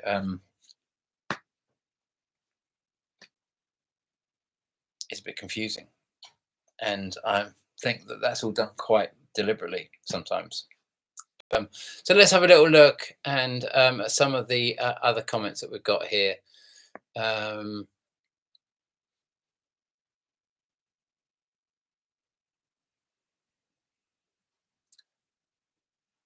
Oh, look at Denise V. How do I pronounce that? Actually, I can just open it up a little bit. Ophiuchus, 13th sign. That's from Denise V. And the 13th constellation. That's from Earthly Paper. The end is near on our doorstep, and the beginning. And don't forget, this is the end of. They're not going to be allowed to destroy this Earth. They won't be allowed to have that power. I'm guaranteed that. I'm told that. Don't worry about your Earth. Oh, that was it. That's what I kept trying to say. I was coming back, and in the vision, I said I came all this way, and I say thank you so much for kind of like showing me this planet and showing me this higher space, this fifth dimensional space. And I've always wanted to know, but what about my planet? What about my Earth? And the answer I got was, don't worry about your Earth. I've already deployed my best. Unprecedented peace will now be waged upon your Earth. And all of this stuff that's going on in Ukraine, it's absolutely horrific what's going on. I know it's absolutely horrific, but it's at the moment, it's a bit of a toy fest, isn't it? It's all these big guns and all these big tanks and all these big bombers, and you can go there and you can get all these wonderful rockets and everything else like that, and everyone's getting upgraded with the latest kit, and it all looks really fantastic. But ultimately, it's we can be. Someone said to me the other day, they said, "Oh well, it's pointless if China can't do anything. They've only got one. They've only got one um, aircraft carrier, one really good aircraft carrier, and you know, um,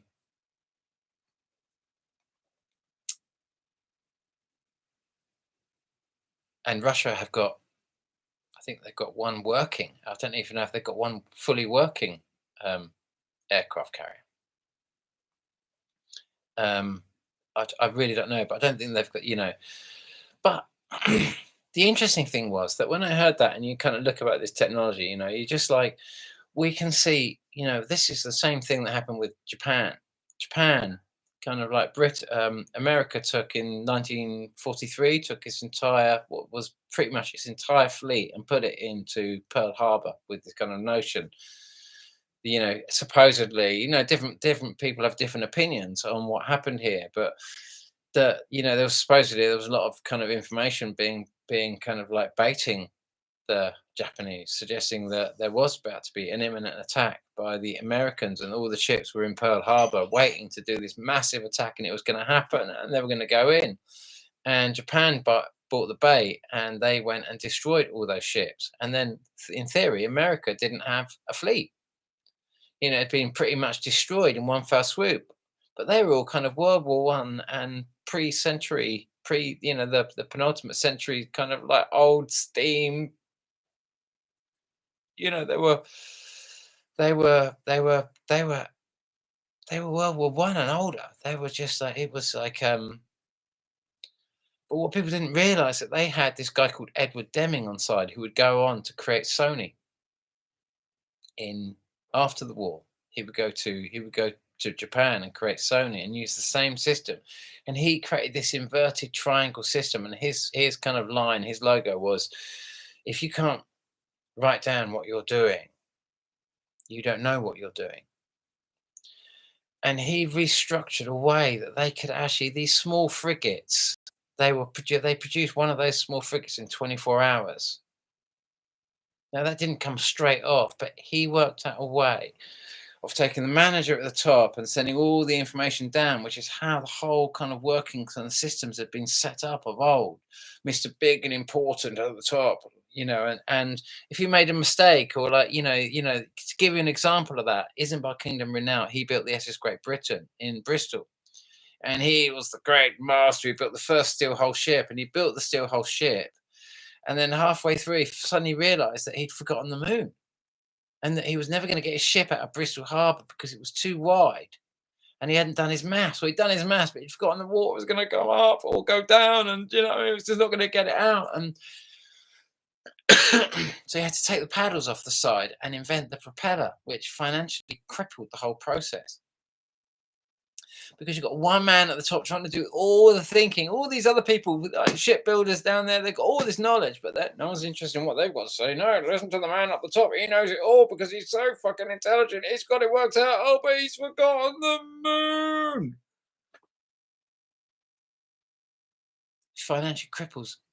He financially crippled with most of his projects, everything he got involved with, because he couldn't delegate. He couldn't give out responsibility. And the reason he couldn't give out responsibility, because he couldn't instill within the people who worked for him an incentive to take responsibility and become able. How do you make someone so when they arrive at their place, you don't have to think everything out for them? They become able. What makes a person suddenly become able? Where you don't have to think out. Can you do that? Don't forget to. I don't forget to. Can you get? Yeah, but you got to. Because they don't give a fuck. they don't care. If someone doesn't care, you've got to write everything down. But if they're passionate and they care, they can put the whole thing together and they become able. And so what he did was he put all the workers on the top and they fed the information down. They carried all the information out. Greater responsibility, greater power, greater opportunity to express what they've got to say and to know the parameters of what they have to do in their immediate environment and make sure that if anyone encroaches on what they're doing, they're like, "What are you doing? You've got to be accountable for it. I'm responsible for this area." Even people sweeping the floors were given responsibility. They were in charge of this area, and they had to. So when everyone worked like ants and they all did their separate bits, you didn't have to have this old kind of patriarchal kind of like, "You're there, you're there, what are you doing?" And no one gives a shit, and the whole thing, and that's what destroyed production in Britain was the doing was the wait, no, come over here. Wait, come over here. You little rascal. So now you can imagine that suddenly they could pump out battleships. Not only could they pump out battleships, but they could pump out single prop planes that wouldn't break down halfway through because people were passionate about what they do and the responsibility. That all the people that are making those planes ended up doing the most. The big panels of all the beautiful cars that were made after the war were all the kind of aircraft engineers and that sort of stuff, and all the shipping engineers and all the amazing kind of like high responsibility levels creation. Not just okay, they were war machines, much of them, but they were some of the most incredible levels of engineering. Like you can imagine now in the modern day, China's produced one state of the art battle aircraft carrier. Now, once you've built an aircraft carrier, it's such a massive expense that you've got to kind of coin it back in. That probably the most logical thing would be to not build one, to build one maybe, and to learn all the kind of like the pros and the cons, the pitfalls, design it in all the different ways. But if you had one and only one, then you've got the design of that, you've got the opportunity of making sure you've got it all refined down. But as soon as you need battleships, as in the Second World War with Deming, when he could just press the button and have all the systems worked out that when they pressed, pump out battleships. America suddenly pumped out battleships in no time. Can you imagine? Not that we would necessarily be using kind of battleships, because in this day and age, if you've got someone who can, we started, what was it? We had the kind of Patriot missile system, and then the kind of like, and the Patriot missile system would knock out kind of the Russian, whatever their equivalent to, and then the Americans developed I think it was the oh no, and then the Russians came out with the S-300, something like that, and then the Americans came out with the THAAD missiles, and and then the Russians came out with the S-400. I think their anti-aircraft missiles. And have you noticed that one of the countries on the Eastern European countries has just given over Ukraine all their S-300s? And they're now going to get the kind of state-of-the-art American system, which is probably going to be a THAAD or something like that, or maybe there's a new, more advanced one on the THAAD. But ironically, the Chinese had built a new rocket system, anti-aircraft system, that is actually designed to knock out THAAD missiles. Not just so these are missile systems that knock out missiles, that knock out missiles, that knock out missiles before we're even getting close to hitting the aircraft. We've got missiles that knock out missiles. Now you can imagine that, and that's where the fighting technology is happening at the moment. It's all about the kind of systems you've got that kind of deflect other systems. But every time you see one of these anti-tank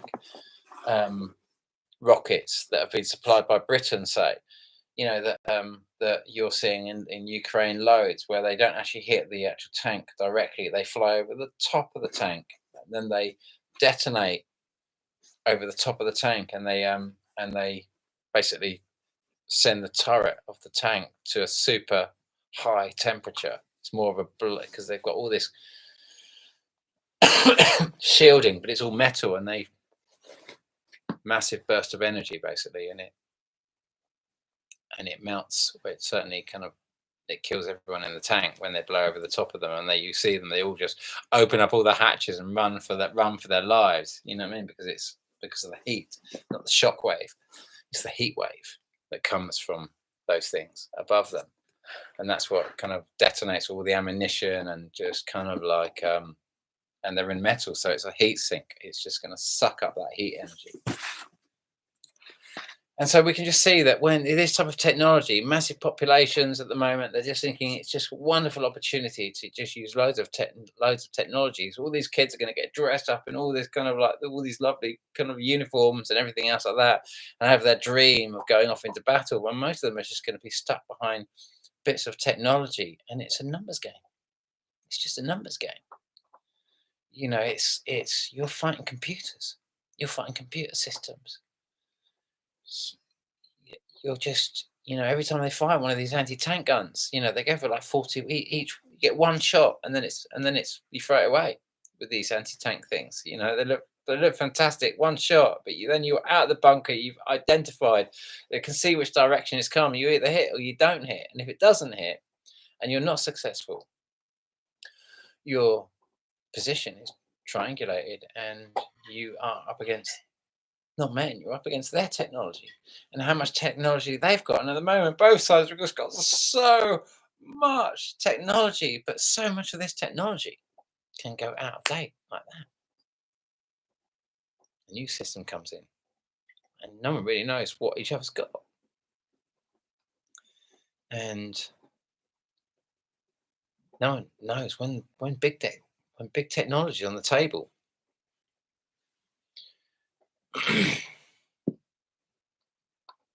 And if it's just a case of, he can shoot 50 rounds a second, and he can shoot 51. As soon as that first person runs out, and they've got to reload because they've done their end. If they haven't been, the person who's got that tiny kind of like bit more, the extra few whatever it is per second, or it just becomes, it's just until the first person runs out of technology or supplies of weapons, and a lot of people can die before that even begins, before anyone even experiences that. It's just a massive load of I'm sure much of these, I don't know, I truly don't know how much depleted uranium is involved in many of these. What makes the rockets that explode over the tanks, what makes the temperatures of these explosions go so ridiculously high that they don't have to impact these highly protected tanks? What is causing, what process of fission is occurring in the shell that's going bang over the top of the tank to make it, for a tank to be taken out by a depleted uranium bullet shell, whatever they call it. Very often they're a rod, not even a shell. I mean, maybe they call a shell as well, but the shell hits the side of the tank, and it does the process of releasing energy in the same way as a reactor, or in the same way as a nuclear bomb. It just releases all its energy at once. It's got this, it's like lead, but it's even higher. It's trying to push itself higher up the periodic table, but it's hasn't stabilized into the next whatever that element would be, and it's bleeding electrons and protons, and it wants us to go back to being just lead.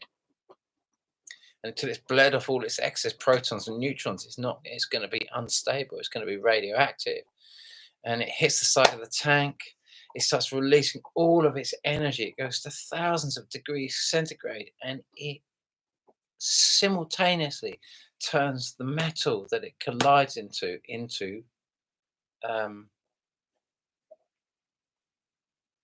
melts it, liquid. It's molten magma. It's kind of like, it just splashes. You see it when it occurs, and you see it's like throwing. It looks like you're throwing a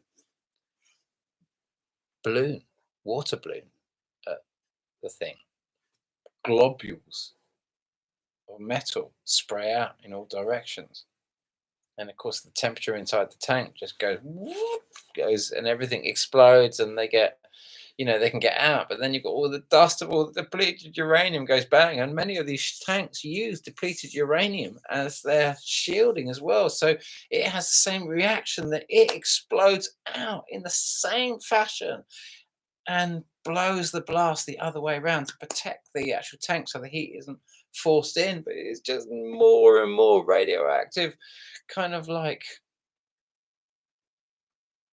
it's a toxic thing, war. It's a toxic, ugly thing.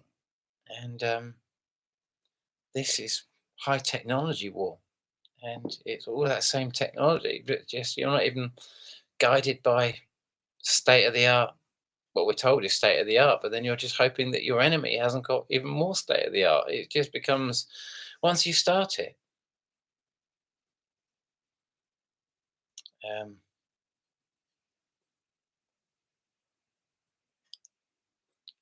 you got no control.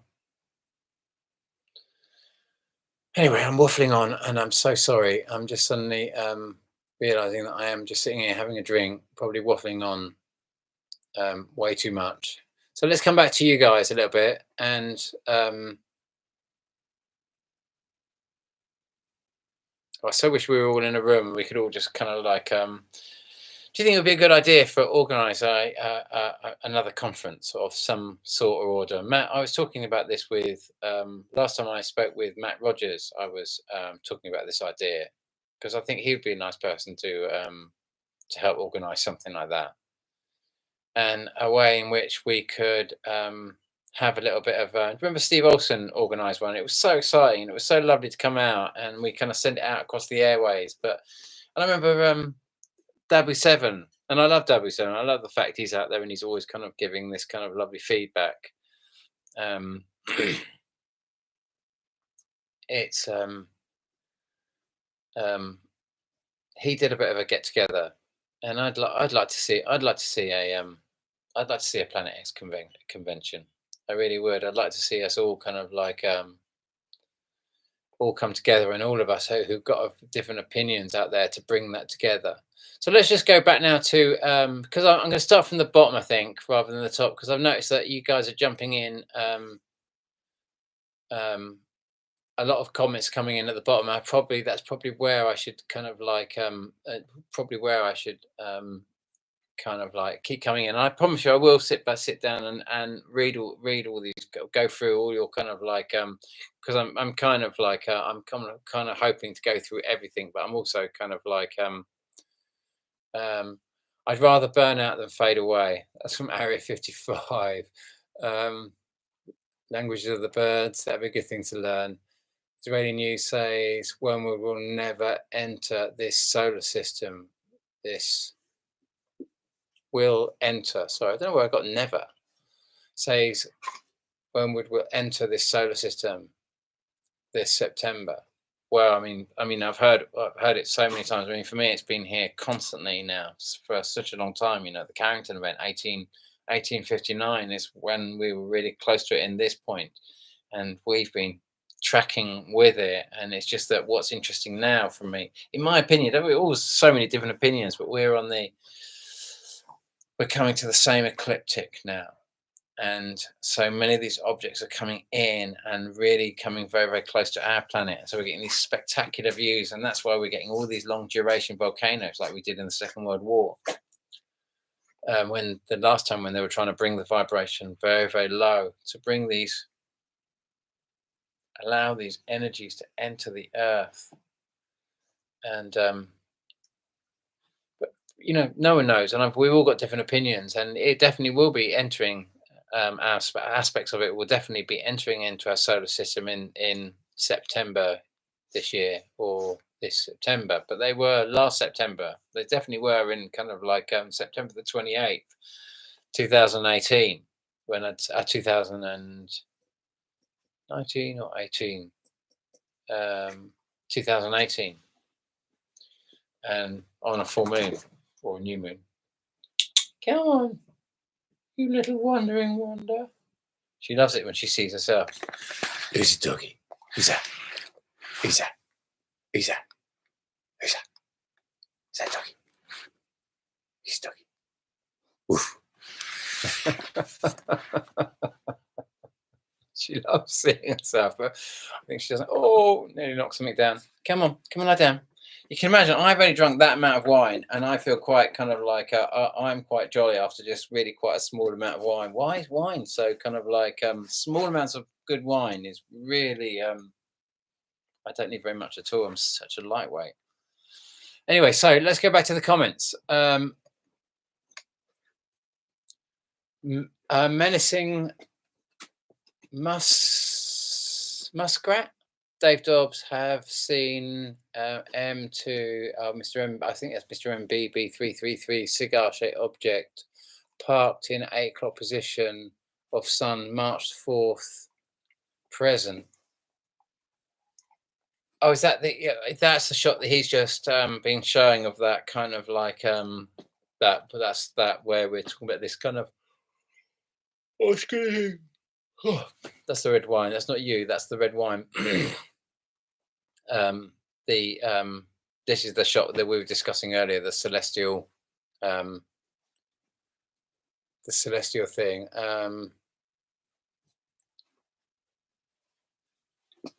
Then it will make its closest approach to the sun in December 2023.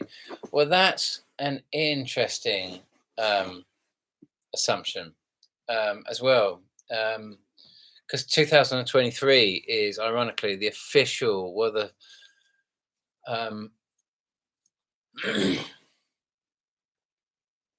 yeah, the official perihelion point. You know, the official perihelion point of Jupiter is on the 20th of January 2023, and if you go back one exact rotation of Jupiter, officially the 11.89 years, you come to almost exactly the 11th of March 2011.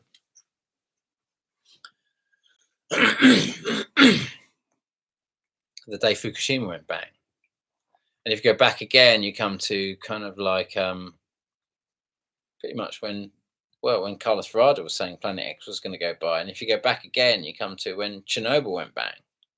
And if you go all the other, you know, as I've often talked about, the biggest seismology. But now what we're realizing is that there's not one, there's 2, if not 3 big objects up there, and if not more. But they're the closest ones that we seem to experience. But, you know, this could be way more complicated, and we're just really boiling this down to the ones that kind of affect us. And this is very kind of akin to everything that we understood about Pluto when we were first observing Pluto in 1930. How we see the same patterns, and we just come up with the same old things over and over and over and over again. Jupiter is a planet.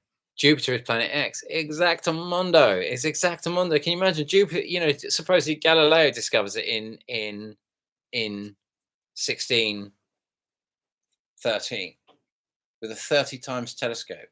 As in that image that kind of like Area 55 put up recently, which was a 1,000 times telescope. That's like a good bird watching. If you think of 600 as a good bird watching kind of lens, you know, if you've got a 600 lens, you've got a chunky. If you've got 1,000 lens and you can actually carry it, you know, it's probably a kind of telephoto kind of jobby, and it's kind of like, and it's expensive. It's a bit of kit, and you know, if you want to use it, you really want telephoto kind of something that's kind of wider in the front that lets in lots of light for astrology light. And you can wait for my whiny little rascal. Lie down. Come on. Galileo was using a 30 times. Tiny, like bad. And he's just seeing Jupiter for the first time. Well, there's someone else, you know, obviously in 1596, the first dwarf planet had been discovered, and then suddenly you were seeing this thing, and it's just like, whoa, what's that? And and we're like, what did we not have a planet up there going round every, this is what we call Jupiter going on then? Why just so it obviously just arrived. And then everyone's trying to normalize it. And then 84 years later, we've got Galileo shouting it out. And then 84 years later, we've got kind of like William Herschel. And then 84 years later, we're going into kind of, what is it, Neptune? And then 84 years later, we're going into Pluto. And we're like seeing this kind of 84-year pattern where we keep doing this same old thing, bullshit by this same whole process of what we call Newtonian science. It doesn't really make, none of it makes, it just, none of it makes that much sense. We're all just left in a position where when days like this, we can predict these massive flybys, we can predict these massive earthquakes, we can predict the kind of red dust coming down, we can do every part of it. And yet, we can't believe it. And, it comes back to that kind of like that same maths about the moon, how we can assume that we could say that it's the moon that's going to cause the effect one way or the other, but except it doesn't pull the oceans up when it's not in the alignment with the sun and the earth, which means that mathematically, if it only occurs when it's in line with the sun and the earth, then there's a certain amount of deduction we can derive from that of what the influence is. Maybe we can't be conclusive about that, but we can make certain calculations, and there's certain calculations that we can make by the fact that we can see all this stuff going on, but we can't believe it. And that's what all this is about. That's what I share with all of you guys out there. Is I love that fan home, but is we're all pushing against belief. So come on, let's keep going here. Who else have we got here? That's Bud Long, NASA and evil lying leaders hide nemesis, starts to add alien lies to natural events to sell lies. Planet X Wormwood. Yeah, that's what a lot of people keep saying, isn't it? And I always hear people saying, "Oh, wormwood means what is it?" Chernobyl means wormwood. I always thought that was a bit.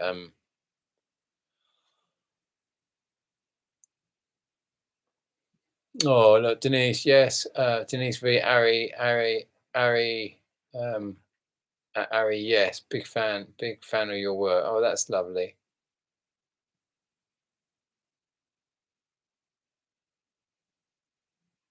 Well, it's James Horsley. It will start affecting the planet by the end of the year. I mean, it's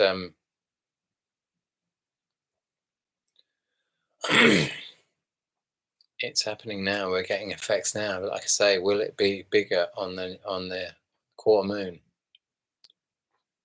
Anyone who can keep articulating a thought while these random comments ooze by is superhuman. Yeah. I don't feel superhuman at the moment. I'm just a bit kind of like wobbly as well because, like I say, I'm drinking this wine and it's and it is definitely getting better and better and better and better. And it's so true. Wine, good wine is it's so nice if you let it breathe. I don't know if you've ever made a still or anything like that, but you have to kind of like chuck the first little bit, and it comes out the still. It gives the stuff that gives you the most horrible headache, and wine's the same. it's got a lot of that horrible stuff in it, the real toxic alcohol that gives you like kicking headache and gives you. So that's why it's really good to kind of put wine. Not that I don't drink a lot of red wine. Like I say, I'd be asleep all the time and it knocks me out. But I do notice that when they say it breathes, you allow some of the, if you leave it like 15-20 minutes and let that and let some of that that horrible aspects of the alcohol evaporate. That's really quite more volatile than alcohol, and that's very alcohol volatile anyway. It not only gives you less of a headache, but it makes it taste so much better, makes it less toxic. Tribe of Dan. Why have I heard Tribe of Dan?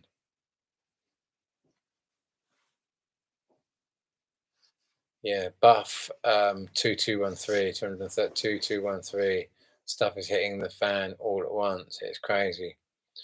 Yeah, we just don't know what's gonna happen, and whether this is gonna be more about the asteroids now. I mean, that's the other thing I was talking about, was how it moves 1/11/12 of 11/12. Yeah, 11/12 of kind of like there's a 11/12 of a full rotation compared to Earth's full rotation in 1 year, and so it's always going back. But this aspect, it's actually kind of overtaking us here, above us, admittedly, but it's overtaking us. So we're experiencing it.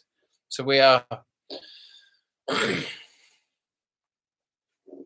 It's going to be then ahead of us, I'm assuming. And then we're going to start carrying around, but we're actually traveling faster than it. No, so we're doing a full rotation because if we've got a smaller circumference in our orbital track, is a smaller circumference. So we should then overtake it again, logically. We should all be very, we're all just, it's all going to be very close one way or the other. But so, at some point or other, we can also imagine asteroids are going to enter this story.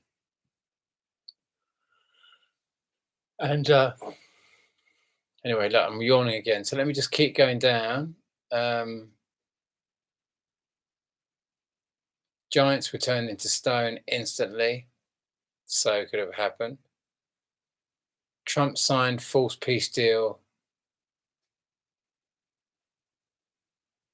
Spoken of in Daniel. That was Bud Long. Matthew Bowser. Hey from PA. What's PA?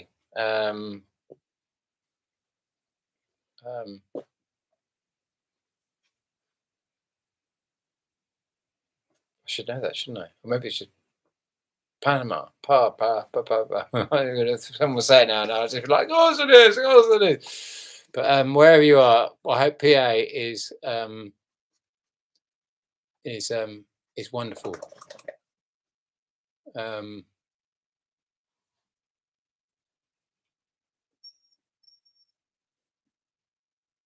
want to go out, sweetheart? Is that what you're asking to go out? You give me the key, let me out. Just going to let the little doggy go for a little run.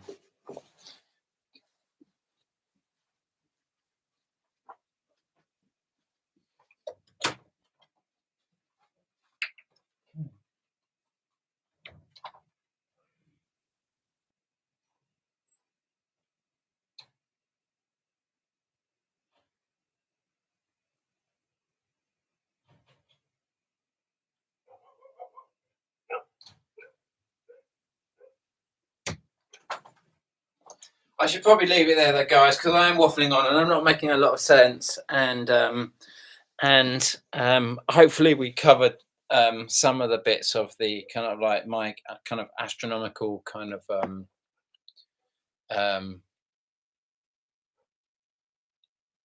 oh, look, we've got a little hello from Nigel's view on things up there as well. Maybe I should just run through, because it was so lovely to see you all kind of showing your face, or some of you showing your face here, and and just showing up and to say hi. And thank you so much for all of your work out there. All of the people out there that, I'm not so effective on this platform anymore. I've got to be honest with you. I'm not so effective. I'm not such an effective video maker now. And it's, for every time I see all this stuff coming in and going out, it's kind of, it's outside of doing this in this little kind of corner of this world. Beyond this, it's it's it's one of the hardest times to do this, and so I've got so much respect and so much honor for all of you out there that I keep pushing this and keep us together, because there is an undercurrent of sadness that I feel at the moment, feeling quite powerless about a lot of stuff and realizing that I don't know if I can change this now. For me, it was everything. When I first started this, all I kind of really understood was, if we can stop Britain leaving Europe, then we can save the world. And it was real innocent. And so many people thought, "Oh, what are you talking about? What you mean we're going to leave Europe? We're not leaving Europe." It's just like, and I was like, "No, you don't understand." And it's just like, I've not really ever known how to be that functional with any of this information, and how to convey all the messages through this. And um,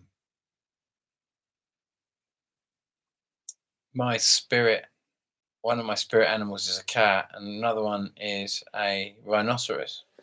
Kind of gives me these kind of rhinoceros arms and these kind of rhinoceros legs, as a kind of form of protection through this. And but another one is also a daffodil, and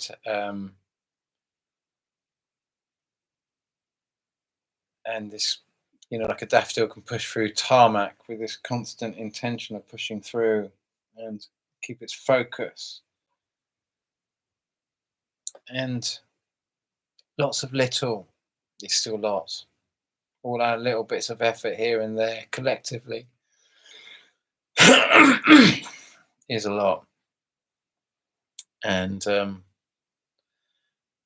intention as well, of having an opportunity to exist on this plane with an intention to save this earth. It's a beautiful thing. It's a beautiful thing.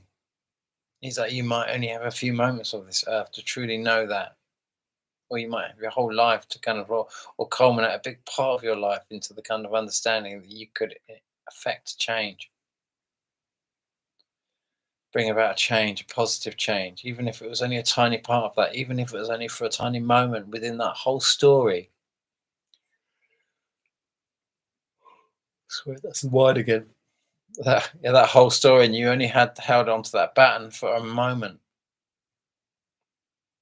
But what a worthy moment to know that you've been part of that, holding that whole story that enabled us to see a higher picture within this, that enabled you to kind of embark on a journey that invigorated you and filled your sails with a wind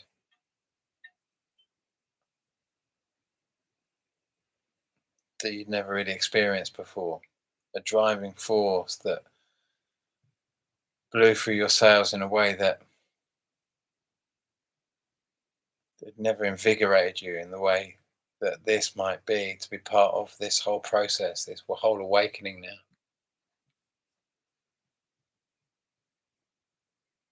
And so we just got to go through that journey and know that this is all about all of us going through this long journey. And it's such a convoluted story because there's so many different aspects, but we can only do our best in this, and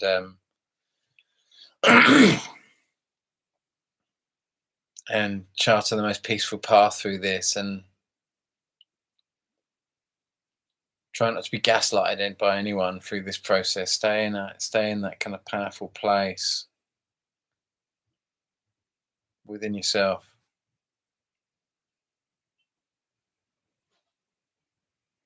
And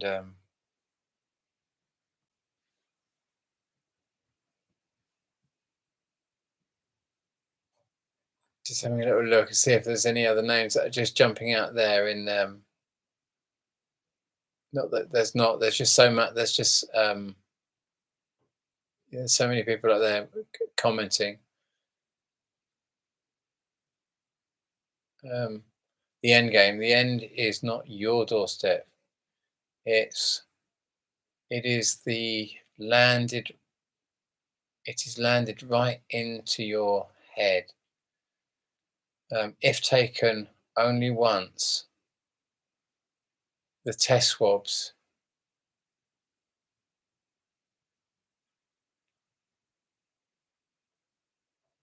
Okay, I'm not going to read that one out. Actually, not to say I don't agree to. I don't agree with it. I just like I can't. You know, we don't want to mention any of that sort of stuff on the. I mean, we can mention it, but we have to sort of speak it all in tongues, um, because you know, I mean, obviously, I talk about it all the time, and we hopefully you all know what I'm talking about, what that comment was about, and we can all read between the lines, um, but yeah, yeah, probably. You know, I'm my friends just turned up and found the whiskey, so I might I might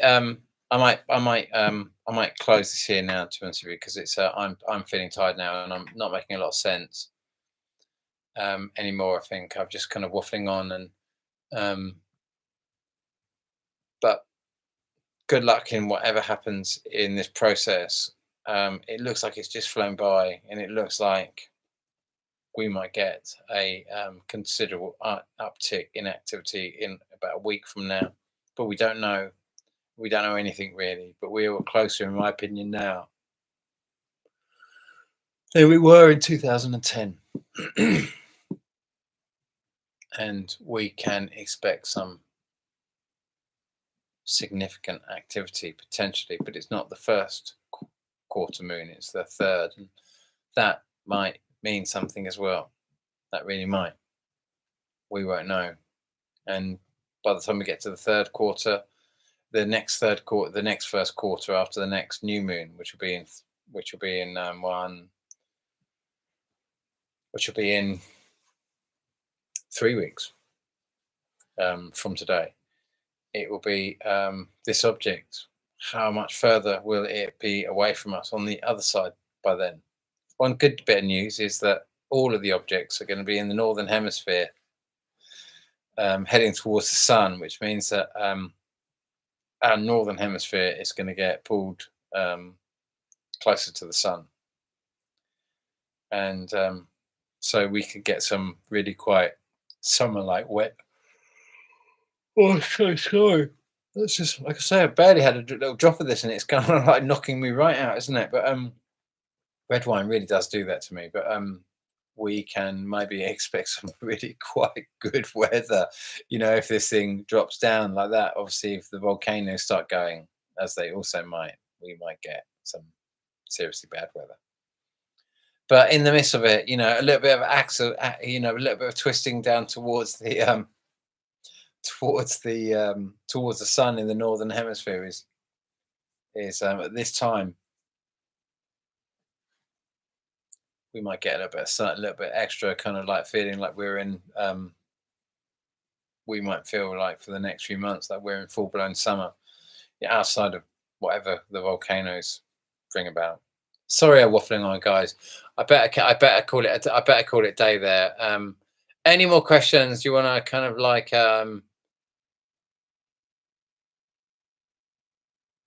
someone said you operate a bio unit, human body remotely. That's free press. Night all laters. That's from Kizzy Biles. Night all laters. Taters. Thank you, Dave. All sure. Thank you, Dave. All sure enjoyed being here today. Blessings to you. Blessings to all. Bless you. Thank you for that. That's from Donna Brown there, and that was Kitty Bowles, and anyone else who wants to just drop a little farewell. Um, Again, I'm not really making a lot of sense today. I'm just kind of throwing some bits together. Really, just it was such a sensational shot that Brandon posted, and because of all those amazing shots that Area 55 had posted as well. You know, we just like we don't know what's going to happen now. None of us know, but there's a lot of stuff that is coming together. That is, it all just makes a little bit too much sense at the moment, and you know that's heavy to look at. You know, when you start making sense, that's when things start getting a little bit scary, and they can try and suppress all of us, and they can shut our channels down. And but the information's out there, and you've been changed by this information, not by my information, but by all of our collective information looking at this. And it's opening you up, and it's forcing you to end a lot of old programs and a lot of old ideas, and come into a place of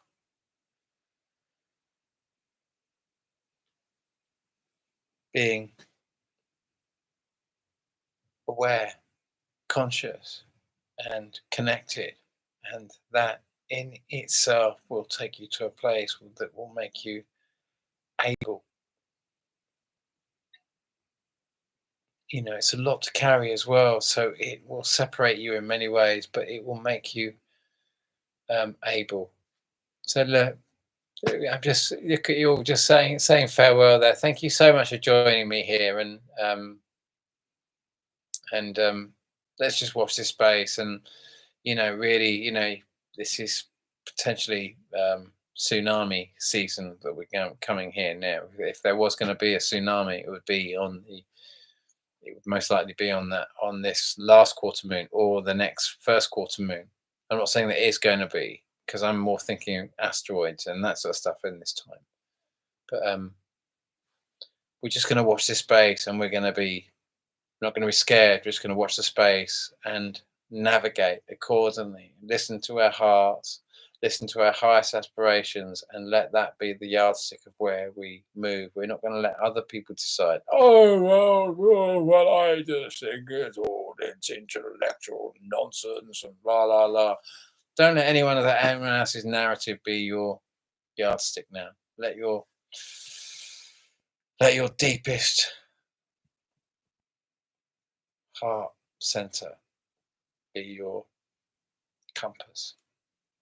Now, ask for guidance and be sensible. A little bit of water knocking around, a little bit of food stored, a little bit of seed, all the sort of stuff, you know. Here we go. Here we go. Just another big part of the adventure. Thank you so much for joining me here. Excuse me having a drink whilst I chat with you. I very rarely do that, but actually it's been very lovely, and it's been lovely connecting to you all, and thank you so much. We'll see you next time, and please continue to add comments and feelings and ideas and all the rest of it. And let's, you know, we're a massive think tank. That's all we are. We're just a massive think tank, processing and playing with information and trying to make something come of it all, so we can have a bigger picture. So much love. Thank you. Ciao.